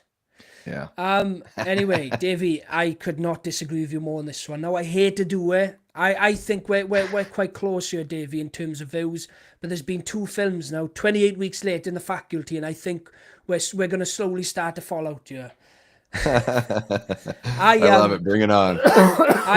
I love this movie. I feel like it came right at the end of that 90s teen slasher wave. I feel like it came just at the wrong time. I mean, the script was written by Kevin Williamson, obviously known for doing Scream. I thought you loved that franchise, Davey. Come on. I thought you loved Scream. I do. I quite like the Scream franchise. Yeah, this movie feels pretty different, but yeah, go ahead. It does. No, I absolutely love this movie. I disagree on the cast. I think all the cast are great, and I love their chemistry. I think the alien play is brilliant. I love all the callbacks to some classic sci-fi movies, specifically the obvious one, The Thing, when they're testing out the Zeke's, whatever drug it is. It's got penicillin and paracetamol or whatever. I love that throwback to The Thing. It is very on the nose. It is clearly a full homage that lasts for 10 minutes compared to The Thing. But no, I love this movie. It's one I watched when I was young. It's one I've always loved. And again, I love Robert Rodriguez. I don't quite see what you mean about him not bringing good performances out of his actors. I think he's a top class director. There's not many films he's done that I haven't liked. Spy Kids, you like those? I do. I was very young when Spy Kids 1 came out. I We heroes. Huh? What? We could be heroes. He did as well. On and let's not talk about Shark Boy and Lava Girl. Oh, Jesus. In all fairness, guys, he made those for his kids, right? He made those for his kids. But no, I love this movie. I wouldn't put it in top notch, but I'd put it in holy shit. Just one down. Wow. Yeah, Wow. listen, I'm on Curtis's team here. I love this film. It is, look, I know, like you're saying about, I know it's on the nose with the blood comparison with the drug. I forgot what his drug's called. It's called something like spice, but it's not spice. Yeah. Anyway, I love the fact that they didn't just try to do like another version of the blood. The drug idea is such a clever idea because it adds the tension and it's kind of a homage as well. When you rewatch it, when you got the bit where it shows a flashback and she got rid of the drug, but with a nail. And I rewatched it recently and thinking, oh, come on, you never fucking did that. Bullshit. But I love this film. It's like the scene from Misery, Jenks, where she's on about the cliffhanger when he jumps out. You didn't do that. You cheated us. You cheated. I have to say, I don't mind Jon Stewart in it. I think he's basically an actor before he became a TV presenter, I'm guessing, because he's in Big Daddy as well, isn't he? Yeah. No, he was a comedian and he had a show on MTV in the 90s. But yeah, he was just like a TV personality. All right. Well, the scene with Jon Stewart when he turns and Zeke rips off the paper guillotine as a weapon. Yeah. That's the moment in the film when I thought, oh my God, this is fucking right up my street. I like Scream films, but I don't really care about them, and I'll watch them because I like horror. But this to me is my favorite of all that sort of era. I didn't really care about. I know he did last summer. But this one I would put this not in top notch. Probably put it in. Holy shit, that's cracking. So I'm afraid you're outvoted, pal. Yeah. All right. Yeah. Wait, I thought Kurt said it was top notch. Did you? No. Holy shit, I put in. Oh, okay. Yeah. Right. Right. Shall I kick off the next one? The Fly. Now we're talking. The Fly is not only is one of the best sci-fi horrors, but it's one of the best remakes ever. I mean, I know it's easy to kind of remake a very, very old, dated film, but to do it so well and do such a different spin on it is so good. Jeff Goldblum's easily his best performance. I absolutely love this. I watched this quite recently. Like, I know, like, Curtis always gives me shit because I say I'm seeing something for 30 years. But when you're 46, that's just like nothing. You watched every movie 30 years ago and you stopped. Yeah, and you stopped. Even the movies that came out this year, saw them 30 years ago. Remember Companion? When I had fucking kids, it is, Davey. Fucking hell. That's why I don't do that. Yeah. That's why it's taking me so long to watch Feed Does, because of my kids. I get to be selfish and immature forever. It's amazing. But he's watched 10 seasons of Yellowstone in 2 weeks. Yeah. But I'm also alone. So So I absolutely love The Fly. I quite like the second one as well, but it's just the first one's so epic that it's very hard to care about the second one. But it's one of those. The second one is one of those films that people avoid it because of the love for the first one, but it's okay. But this is going in top notch all day long. Boom. Yeah, I agree with you, Jenks. It is David Cronenberg's best movie. It's one of the best sci-fi horror movies. I mean, it's one of the best movies ever made. Yeah, everything, every metric. Jeff Goldblum is fantastic in there, the transformation he goes through. And I love how slow it is. And it's what I want every body horror movie to be. It needs to be slow. It needs to be agonizing. And that's exactly what this is. Every time Gina Davis goes over that apartment, he's missing another limb. He's got his dick in a jar in the toilet. Yes. It is horrible, and he is grotesque, but you still see the humanity in him, and that's how good his performance is. And it is at heart a superhero movie, but it just goes wrong. It's like if Spider-Man turned into an actual spider. Yeah. It's the same story. It's a superhero movie that goes wrong. I mean, even at the end, he's still not quite the villain. He just wants that life back. But it's a perfect movie, guys. I think it's just as perfect as Alien. It's one I go back to a lot. And yeah, talking about Cronenberg, I watched Crash for the first time last night, guys. I don't know if you've seen that one. I've seen that. Yeah. I hated it. Yeah, shit. I hated it. Not to be confused, if you don't know, Davey, with the there's Davey two crashes. It's the one where people get in car wrecks because it turns them on. Yeah, and he has sex with a gash on her leg. Yeah, it's gross. Not to go too off subject, I just thought I'd chuck that in because I watched it last night. Gash on her leg. What's the difference between the real thing? Yeah, I know. Yeah, no. When I said between the legs, on the leg, whatever. When I said, I realized it's the same word. A gash that's on the blob, would it be? Yeah. But this is a perfect movie. I think this is David Cronenberg at his absolute height.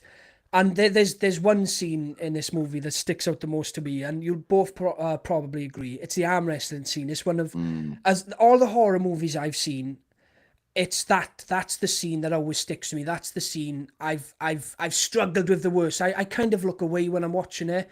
Now I watch Saw easily, but this one, because it's something that can happen, and it's the reason I don't arm wrestle is because of this movie. It's so horrific and it's so quick. Yeah. It's the sweat on their fingers as he's doing it. You can feel the full pressure of his arm. Yeah. And when his arm snaps, it's horrific. I think what's great about that scene, it reminds me of Misery, where even though you know it's coming, you're still clenching and you're still prepping for it. Like, you're loving it and hating it at the same time. Yeah, 100%. What about you, Dave? Yeah, this is top notch for me. I love this movie. To me, it feels like a tragedy, like an old Greek tragedy. Kind of, you had said superhero, Kurt. I totally get those vibes too, but something very, at the end of the movie, there's enough humanity in there that he knows that it's just like time to go, and that the only way to deal with him is to kill him. So I do like that there's that turn at the end where there's a little bit of the redemption, like he realizes the monster that he's become. So I think there's a really cool, kind of lesson in there. As far as like, letting your pursuits, your personal work, the things that you want to achieve, like letting those things consume you and turn you into something that you don't even recognize, and something that could like hurt other people, even though you may not be aware of it. And man, the practical effects. I mean, of course, the puppetry and everything when he turns into the fly, the practical effects as he's going through the transformation. You guys talked all about that. When he uses his vomit as acid, I think that's like those are some really amazing shots there. And it's kind of cool too, that even the character that's like, I can't remember that guy's name. He's a total tool the whole entire movie. But when it counts at the end of the movie, he is willing to like sacrifice and do whatever he can to save Gina Davis's character. So even though he's a creep there, it's cool that these are well-rounded characters. I feel like in a lot of movies now, not every movie, but in a lot of movies, we get characters that are just kind of painted with like one color instead of like, multifaceted. And I think The Fly is one of Cronenberg's best. It's another, feather in that 80s sci-fi horror remake cap. And it fits along nicely with The Blob and The Thing. It is an achievement and a very rewarding movie to revisit. It's a shame because Wolfman really tried to be Fly, and it was a swing and a miss, like I said before. And it's just, that's the problem with Wolfman, is that they try to do a slow transformation fast, whereas you need to be transforming slowly to see the humanity sort of dripping away. And it wasn't then in who directed now? Was it Lee Winnell? Lee Winnell. Yeah. Poor bastard. He tried. Well, they had an opportunity to have a really interesting like fight scene between the two Wolfmen, and they didn't do it. I think they should have done some really fun chase through the woods, and we see all their crazy Wolfman vision as they chase each other like at night and everything. I feel like the movie Wolfman wasn't bad, but it ended up being underwhelming because there were some things it could have done that it chose not to do. Yeah. Just quickly, Eli's just joined us. What's up, Jenks, Curtis, and Dave? And Gina's just gifted us 5 memberships. Oh, you're a legend. Absolute legend. Thank you so much, Gina. Every week. Oh my God. Almost every show, Kurt. She's awesome. I know. Yeah. Thank you. And what a list of folks. Adam N received a gift membership. Ben Grimm, Cody Snyder, Mr. Sandsman, and Horror. Welcome to the Twisted Nights, you five. Right, can you record that for me? Yes. I'll clip it and I can play it on the show. But you need to be versatile as whoever's name comes up. Right. Because I can't do it that good, Davey. Kurt, we've been talking for an hour and a half now, and we're just halfway point. Should we speed up the next couple because they're slocky shit ones? I'm like, I kind of have to use the little boys' room. I don't know what's going on. I drank a bunch of coffee before I got on with you guys. Well, do you want to nip out? And me and Curtis will just vamp for 5 minutes. You guys, no, go ahead and start with Hellraiser, and I'll be back in time. I'm not, just number one. But you'll miss all my amazing points. What's wrong? Well, I mean, with Hellraiser 4, how could I miss them? You'll have to type up those notes and send them to me.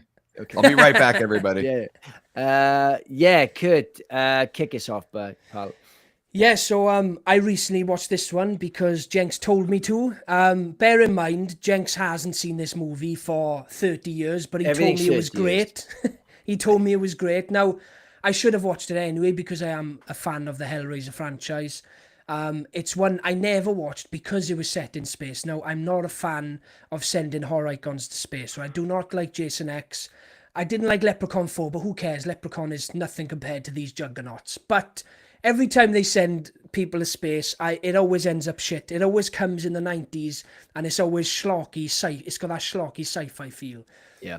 And this was not that at all. Now, I'm not saying it was a good movie, but this is probably the best space concept for a land-based horror icon going into space because the concept is fantastic, and the majority of it is not actually set in space.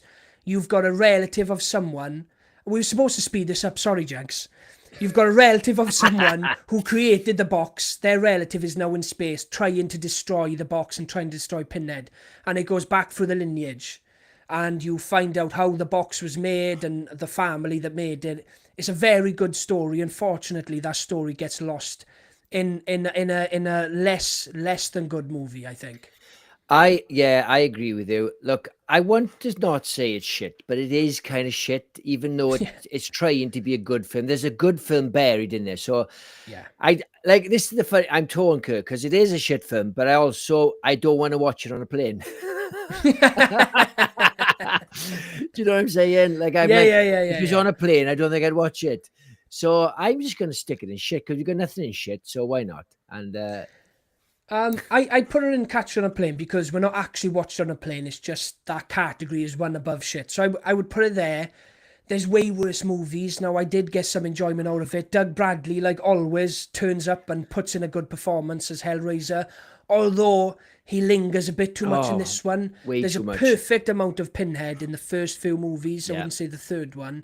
Where it's a perfect amount. He says his lines and he goes and he's scary. With this one, he's having full 5-minute conversations with people like adults, and it kind of takes that mystery away from him. He's not quite scary in this movie, but he looks great and he puts in a good performance. Yeah. Like I said, it's got a great story, but it kind of gets lost in a bad movie. Yes. Davey. It's shit. Yes, keep it in shit. I mean, this is at the point where like they really don't know what the hell they're doing with this franchise, and the movies just sort of become like, oh, well, we have this story. Let's just go ahead and throw, the Cenobites in there. And I mean, I guess it has a little bit more to do with it because the lament configuration is the whatever, the MacGuffin or the thing that sort of propels the plot, but a very odd,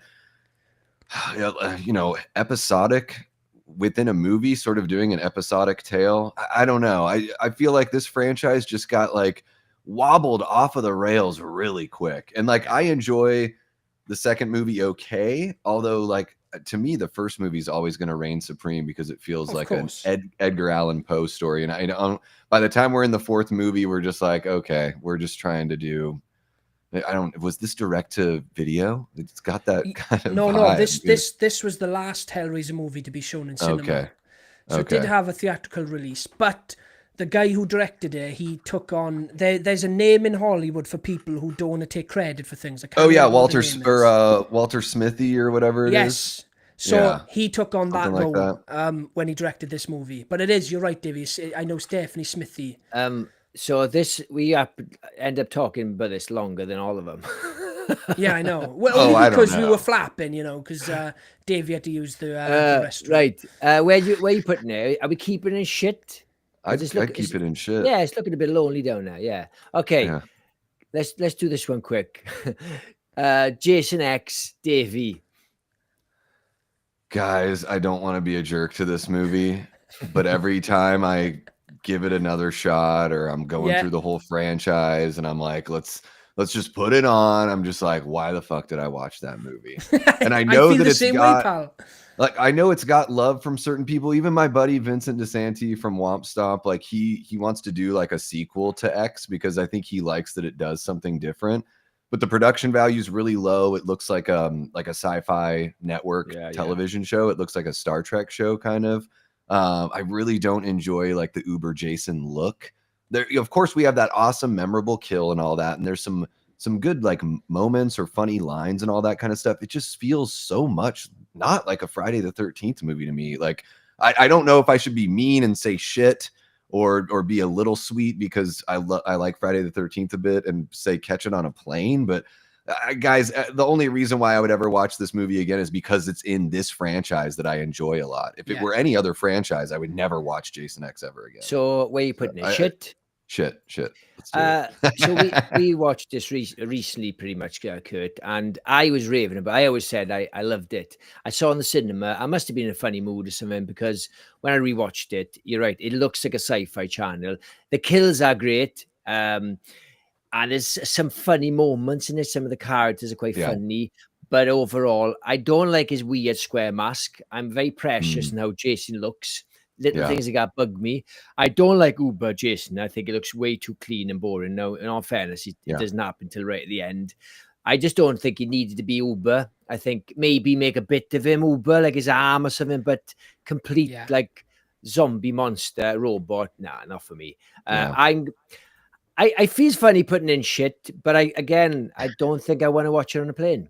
So shit. I don't want other people to know. I don't want to show it in public. People will be like, dude, this fucking guy's he's watching Jason X, like tap me on the shoulder and they'd be like, hey bro, you could watch like Jason Lives or the final chapter or part 2 or part 3 or any of the ones that are better than this shit. It'll be one of those moments, Davey, where you're watching and you spot somebody else watching, you go, yeah. He's like, no, I'm watching it ironically, yeah. This is your captain speaking. If the man in row 5 could turn off Jason X, it's really bumming everyone out, bro. All right. Right, Kurt. Let's make it quick. Where's it going? It's going in shit. I hate this movie. I'm very precious over Friday the 13th. It's one of my favorite franchises of all time. I hated it when I was a kid because I was so precious about this character. I hate that they made him a bit of a mockery. I don't like the Uber look. I don't like that he's in space. Take him back to Crystal Lake. It's where he belongs. I hate it. And I wanted to love it when I got older and I rewatched it because I want to love it because it is part of one of my favourite franchises. But unfortunately, it is just shit. I rewatched Jason Goes to Hell. I got plenty of enjoyment out of it. There's some great stuff in there. Yeah. I hated that one when I was a kid because Jason wasn't in there much. But I get enjoyment out of that one now, and I'm happy there's another Friday the 13th movie that I can watch when I rewatch them. But Jason X isn't one of them. I've never liked this movie. I'd rather watch Halloween 5 twice in a row than watch Jason X once. Oh, be careful, Davey. I couldn't say Resurrection because no, I'd rather watch Jason X than Resurrection. Before we move on, I just want to say hello to Maxwell King. He jumped on. How's it going, dude?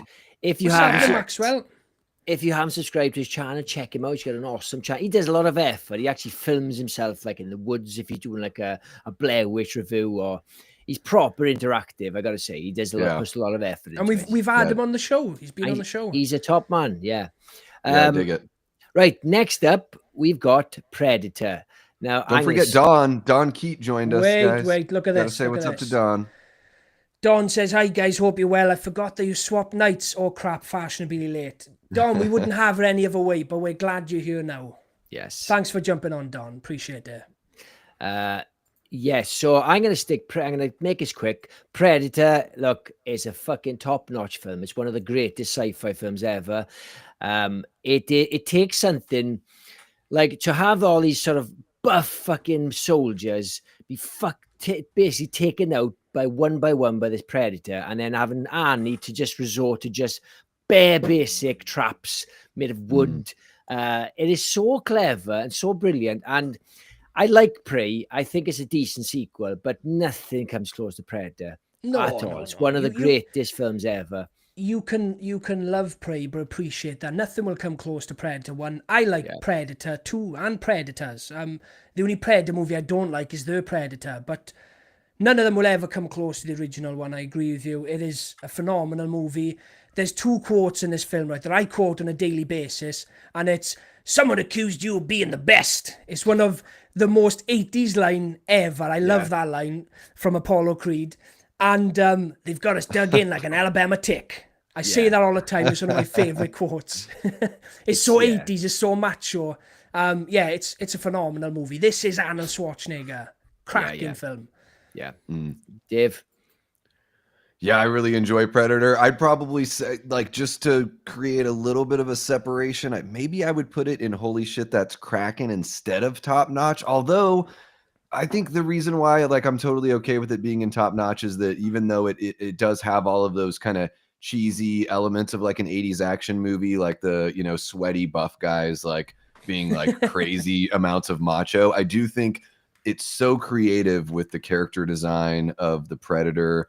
And just that idea of, you know, the apex of what humanity has as far as a soldier goes, and they're like nothing compared to this one creature from another planet that, compared to all the best from where he's from, as far as we know, this is like his rite of passage mission. So maybe this guy's just a novice on the planet he's from, you know, the Predator, and then he might have special needs for all we know. You know, he might be sent. He might be sent to Earth, exiled. Like, get off, you fucking shit. Yeah, and I love that it's sort of like they get reduced to, you know, it's such an easy job for the Predator. So I do really like that element. I think the fact that, you know, it does have all those 80s cheesy action things. That's where I kind of just dip it down to holy shit, that's cracking, because I don't know if it really reaches the heights of like Alien, Event Horizon, or The Fly. But I do think it's a really, really enjoyable and highly rewatchable film, and a quintessential 80s action flick as well as being sci-fi horror. Hell yeah. I top notch. There you go. I'm cool with that. Davey, Signs. M. Night Shyamalan's Signs. Man, a movie that I enjoyed so much when I saw it in the theater. It really put my stomach in a knot. And then when you start thinking about things later, you're like, oh shit, these things couldn't even like walk around on Earth if water's a problem. Like, they just couldn't do it because those molecules are in the air. There's moisture all over the damn place. There's water moisture. We're living in it. I felt the same about Alpha having pecs in 28 years. Exactly. And so I think with Signs, there's like, it's like a lot of Shyamalan movies or like J.J. Abrams. There's elements that are like, that are really attractive and really intriguing. And then you start thinking about them and you're like, oh, fuck, there's this gaping hole there. And not the kind of gaping hole I'd like to see. So I would say, honestly, oh man, like the performances are fine. There were some moments that legitimately kind of creeped me out and scared me when I was, you know, when I saw this in the theater as a, you know, I think I was in my early teens or mid-teens. God, is it shit? Whoa! Is he gonna do it? No, don't do like, it. At best, it's catching on a plane compared to what we're doing, what we're looking at here. I think Signs. I do think that the storytelling issues for me make it the kind of thing where I feel no need to go back and watch this again, even though it has a few like, you know, scary moments or whatever. I think it's like an extremely flawed film. unfortunately. Oh, I couldn't disagree more. I absolutely love Signs. I absolutely love Signs. Now, even with the glaring hole, I don't care. Wow. Again, Jenks, you're a writer. You should care. Look, look. You can do some mental gymnastics. You can say that maybe they were forced, like this is Earth or nothing. They're a dying breed, and this was the best they could do. You don't know the story of why they're here. Yeah, tell us. It was their movie. It's not my movie. So But tell us that.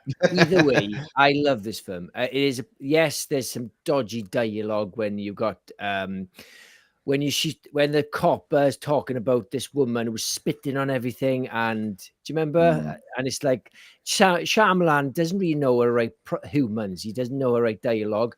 But I would say this is the last of his great run. And after this point, then it started dipping. You've had I didn't mind like what's the other one? The Visit. But this, I love this film. For me, he's got a trilogy of films.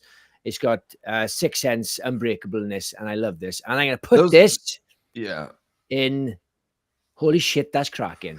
Yeah. Oh, before you move it, Jenks, before you start moving things around, I like this movie. I don't love it. I've never had an emotional connection to it. It's never been one I've gone back to loads. So I watched it once when I was young, and I've watched it twice. I watched it for the second time, probably about 3 years ago, actually, when I done a rerun on M. Night's movies.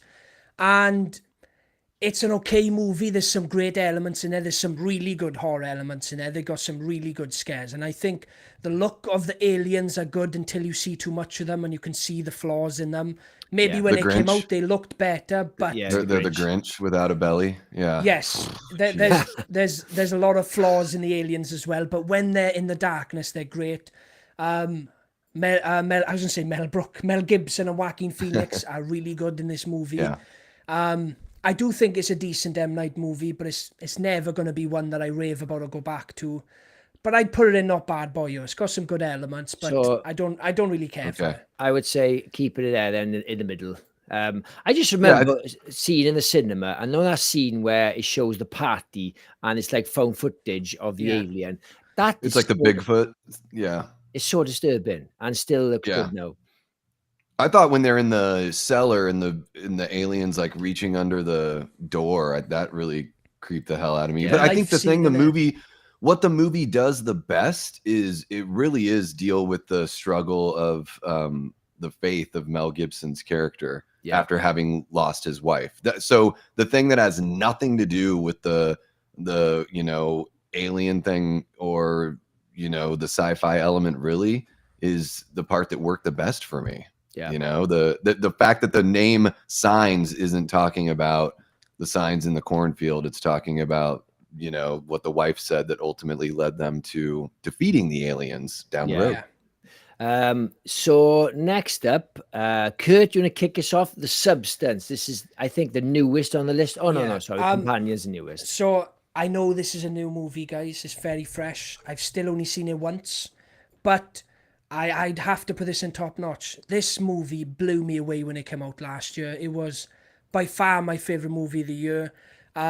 Demi Moore and Margaret Qualley are phenomenal in this movie. I love the direction they went with. I love that it's not set in a world like ours. A lot of it feels like The Shining, but on a bigger scale. It's a perfect movie in my eyes. I love the body horror elements. I even love when it gets a bit crazier towards the end. I love all those elements. It's a phenomenal movie, guys. I'd absolutely put this one in top notch. Demi Moore, what a comeback for her. She's phenomenal in this movie. And I love the body elements in there where it shows her imperfections. There's a scene where she's at a bar and her back's revealed and you can see all the creases and wrinkles and the spine in her back and you can see why she would want to do this thing. Yeah. Hollywood has kind of thrown her out to get this younger person in, and I love the contrast this movie makes between the two of them. I love the battle they go through for the limelight. Even though it's Demi Moore who done it, she starts to get jealous of her counterpart. It's fantastic. Yeah. I chucked a lot out then, right? Because it's so fresh in my head and I remember so much of the plot points. I'm just spewing stuff out at this point. It's phenomenal. What about you, Dave? I would put this one in holy shit, that's cracking. I really dug it. I think for me, it's a one-time serving kind of experience for this movie, though. It went on far too long for my taste. It was probably 10 or 15 minutes too long. I liked the culmination at the end, the way it sort of the crescendo. But I thought like the fight scene between the two versions, the two entities or whatever, I was like, okay, I get it. Like, you guys are fighting. Like, let's fucking move on here. But I did think the movie looked really, really great. Like you're saying, kind of The Shining. There's definitely those Kubrickian, with the color palette and the symmetry in a lot of those shots. It was, a beautiful looking film. Dennis Quaid's performance. I mean, his son needs to study what his dad does and put some different, colors and flavors into what he does, because Dennis Quaid's character is just chewing up the scenery. He's having so much fun. Or I guess Dennis Quaid is just having so much fun playing that character. So there was a great juxtaposition between his status as a man getting older and her status as a woman getting older. So I did like all of those elements. Man, if Demi Moore got nominated for this movie, how did Hugh Grant not get nominated for Heretic? Yeah, because I think he's just as good, if not better, in a similar sort of like, whoa, for both of these actors kind of venturing into something that's way different than what they've ever done before. But I did really like The Substance. To me, it's not quite top notch, just because I don't see much rewatchability in it. But I think it's a great achievement in filmmaking and a high quality film for sure. So holy shit, that's cracking. I really like this film. I think it's one of the best. I think it was my favorite horror for last year. She's great in it. I don't think her performance is particularly Oscar worthy. I think because she puts her body on the line, she shows her naked, all the bumps and lumps. I think a lot of people have respect for that. And it's very difficult for a woman to do that, especially her age. And what I like about the fact that it's set in its own time, it's set in its own world. You don't have to explain why she's not paying for the substance; just gets delivered. Like, where did she get it from? Doesn't matter. I don't like the end. I think it went on a bit too much. I think she should just been in the mirror falling apart like the fly. But I would still say this is. I wouldn't put it on top notch. I would put it in. Holy shit, that's cracking. Yeah. Right, we're on to the last two now. Finally, fucking hell, I'm not good. Right, Sleepy Jenks. Right, Dave, do you want to kick us off? This is The Thing. The Thing is absolutely a top-notch sci-fi horror film, and there's no question about it. I think that it is John Carpenter's greatest film. Halloween is my favorite slasher of all time, but there's something about The Thing where it really does, another movie that gets better and better every time I watch it. I love the isolation, the practical effects. I think everyone brings it with their performances here, and not everyone is an actor that went on to have like an amazing career, but I think everyone does such a good job here. And I love the soundtrack. So many times we have Carpenter doing his own soundtrack, and I really appreciate that. I think it's great that he's the kind of director that also controls the audio, in addition to doing the visuals. I think that's a great opportunity to really control your audience's experience. But I love the Ennio Morricone soundtrack. I think that's a brilliant move there. I love the setting. I've probably brought this up a whole bunch, but this movie was shot in my hometown. It was shot in Juneau, Alaska, up in the ice fields. And they used to fly a helicopter down to town to like pick up more beer and groceries and stuff for the guys. So I love this movie so much, especially growing up where I grew up. And, even when I was living in Portland, anytime there'd be a snowstorm, you put on The Thing, or you put on The Hateful Eight, which is kind of almost like a little bit of a spiritual sort of sequel kind of feel to The Thing. It even uses some of the music that they left on the cutting room floor. So yes, top notch. Out of all those 80s remakes, I think The Thing is the best and the greatest John Carpenter film of all time. Yeah, I agree with you, Davey. It's my favorite movie of all time. I think it's by far John Carpenter's best. Now, this is the movie that really got me into movies. The first time I watched the film, And I was looking at the performances, the cinematography. Kurt Russell in that movie is the first actor I fell in love with. I was like, I need to see every single movie that this guy's in. I love it. The isolation, the paranoia, the build-up is perfect. It's got just the right amount of slow burn, and it pays off great towards the end. It's a perfect movie. I recently showed it to my daughter, and she got really into it as well. She's only 9, but she was trying to guess who the Thing was, and oh, this guy's suspicious, or that guy's suspicious, and it was a great experience to go through that with my daughter, especially because it's a movie I love, and she was like, I can't believe I'm watching The Thing. It's your favorite movie. Obviously, she's grown up with the posters all over the house, and I love it even more now because I had that experience with my daughter, but. Yeah, like you said, Davey, everyone turns up in this movie. Everyone's performance is perfect. Everyone gets the right amount of screen time. Everyone's got a role to play in this movie, and they do it greatly. And yeah, like we've said many times, it's some of the best practical effects ever. Rob Bottin is an absolute master. This movie must have been agonizing to make. Some of the feats they pull off in this movie, with the Thing coming out of the stomach and burning off. It's phenomenal. I really do think this is as perfect of a movie as you can get. Yeah, it's funny with me because I think this film's amazing, but it just doesn't connect to me. But I can't fault it. The isolation, I love Kurt Russell, anything he's in, and yeah, I think this has got to be John Carpenter's best work. I'm not a massive fan of Halloween, but yeah, this is the best one. I've even got a soft spot for the prequel as well. I think a lot of people shitting that when it came out, but I think it's okay apart from this dodgy CGI. But yeah, I would have to put this in top notch, definitely. It's crazy because John Carpenter has got such a top tier career. I mean, I love at least 10 of his movies. They're movies I go back to a lot. I at least like his first 10 movies are phenomenal, but this one is far above any movie he's done in my opinion. Still, right then. Last but not least, Chronicle. Chronicle. This came out. Can Davey go first? Do you want to go first, Davey? Yeah, I'd probably put this one and Catch It on a Plane. Bastard. Found footage again, not really my thing. I think that the performances suffer, even though these actors aren't like necessary. I mean, Michael B. Jordan, I think, is, first off, I totally forgot he was even in the movie. He's a total like a baby in this movie. It seems like, compared to, you know, the way he looks now, he's almost unrecognizable. Like for a second, I was like, wait a minute, is that him? And like, I know Dane DeHaan, there was like a big old deal after Chronicle came out. Everyone was so pumped that he was cast as Harry Osborn.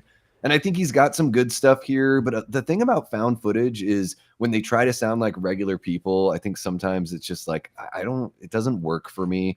I don't know. It doesn't, the charm of found footage just doesn't really do its thing. And I would say it's very obvious within the first like 3 minutes what's going to happen in this movie, like the way things are going to go once you know that the guy's going to get, like, I already know he's going to get powers because I've seen the trailer, you know? So he's like just abused by everybody. Everybody beats this fucking kid up. And I'm just like, all right, I get it. Like, it's like, I already know what's going to happen here. And it becomes Professor X and Magneto. Essentially, they have the same powers, but it's the same kind of vibe, you know, between him and his cousin is basically like what it devolves to. So I get what they're doing. You're trying to kind of make an X-Men movie, but you don't have the rights to X-Men. And I give him kudos for the creativity and everything. I just like, it doesn't keep my attention very well, but I could watch it on a plane. So, so if I had known you didn't like found footage, I may not have rammed this down your throat the other day. But I need to keep on giving them a shot because like maybe I'll find the one that resonates. Like I like Diary of the Dead.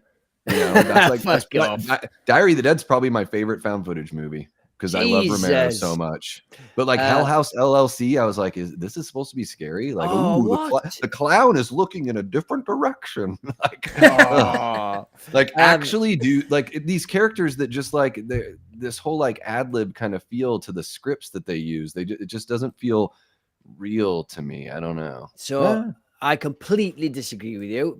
Big surprise. That's 3 times. I love this. Okay, this could be my favorite found footage film because I don't see it as X-Men, like a poor man's X-Men. I see it as like, what if X-Men was real? And this is what it would be like. None of these characters are particularly good. Even the good guy, he doesn't really do any good with it. He's just got the power. He's just not an asshole.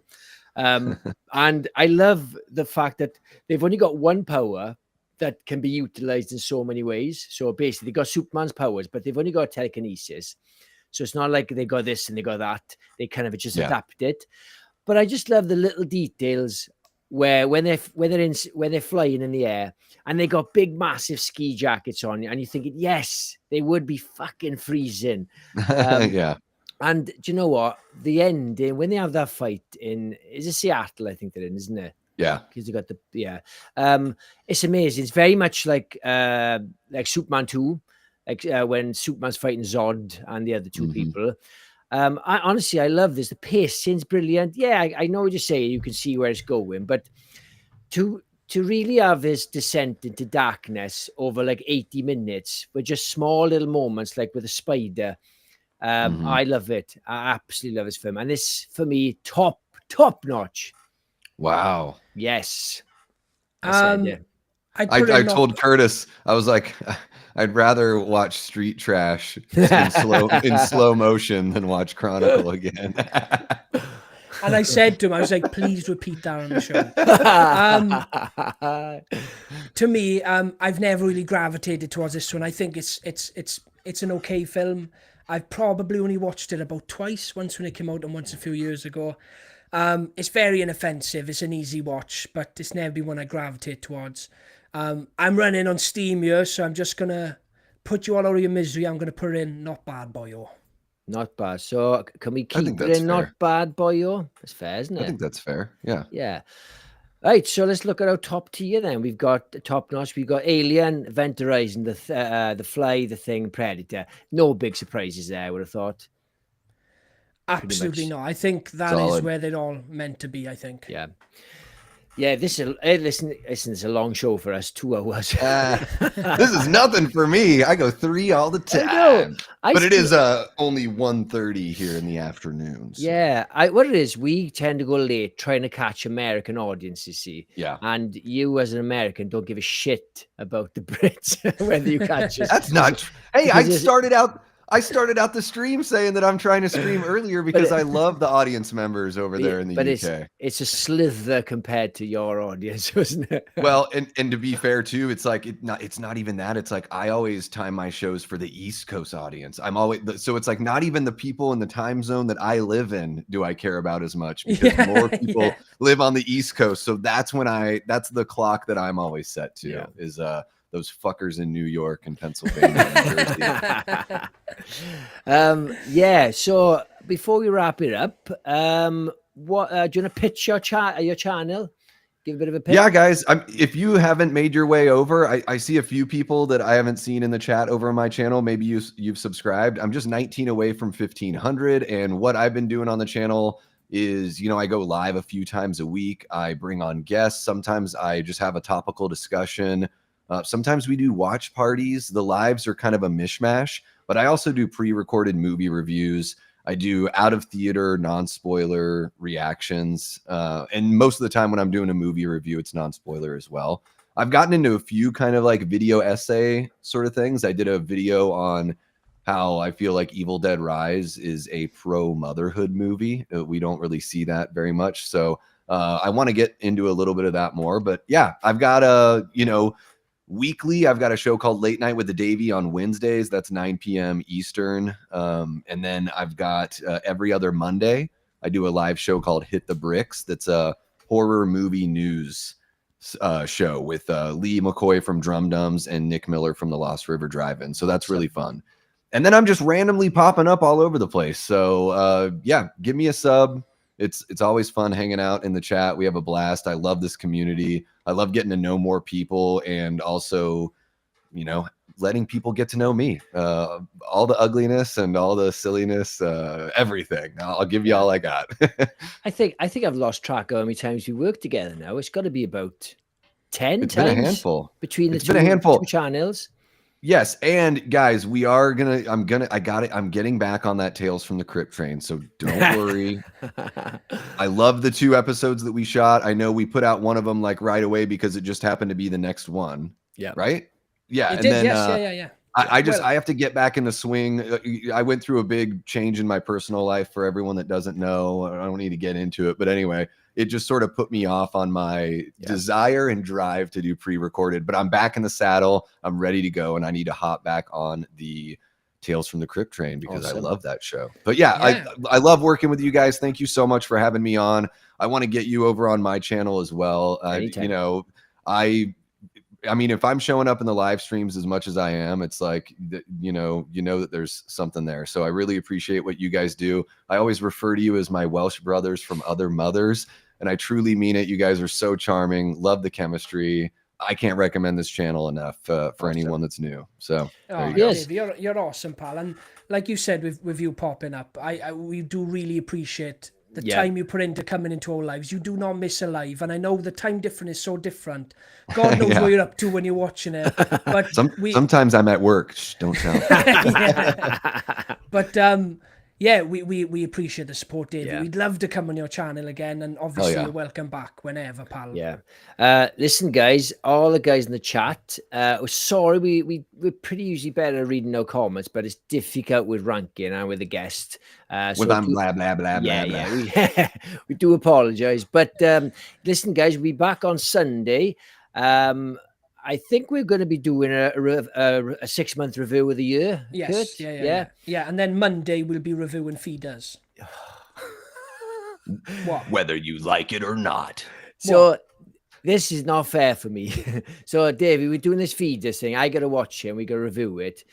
And this is much more suited for Curtis because he loves a slocky shit film, and I'm getting tortured. All right, so what I'll do is I'll keep it to myself. I'll use it on my solo channel, and it'll go huge, gents. I'm not going to be gutted. So I've seen half. I'm not going to give you spoilers for feeders, but I've seen half of the film, and I was laughing my head. I was thinking, oh my fucking God. Because I looked it up and it cost $500 to make. And I'm like, no, I can't see $500 on the screen. No. Because the guy who wrote and directed it stars in it as well.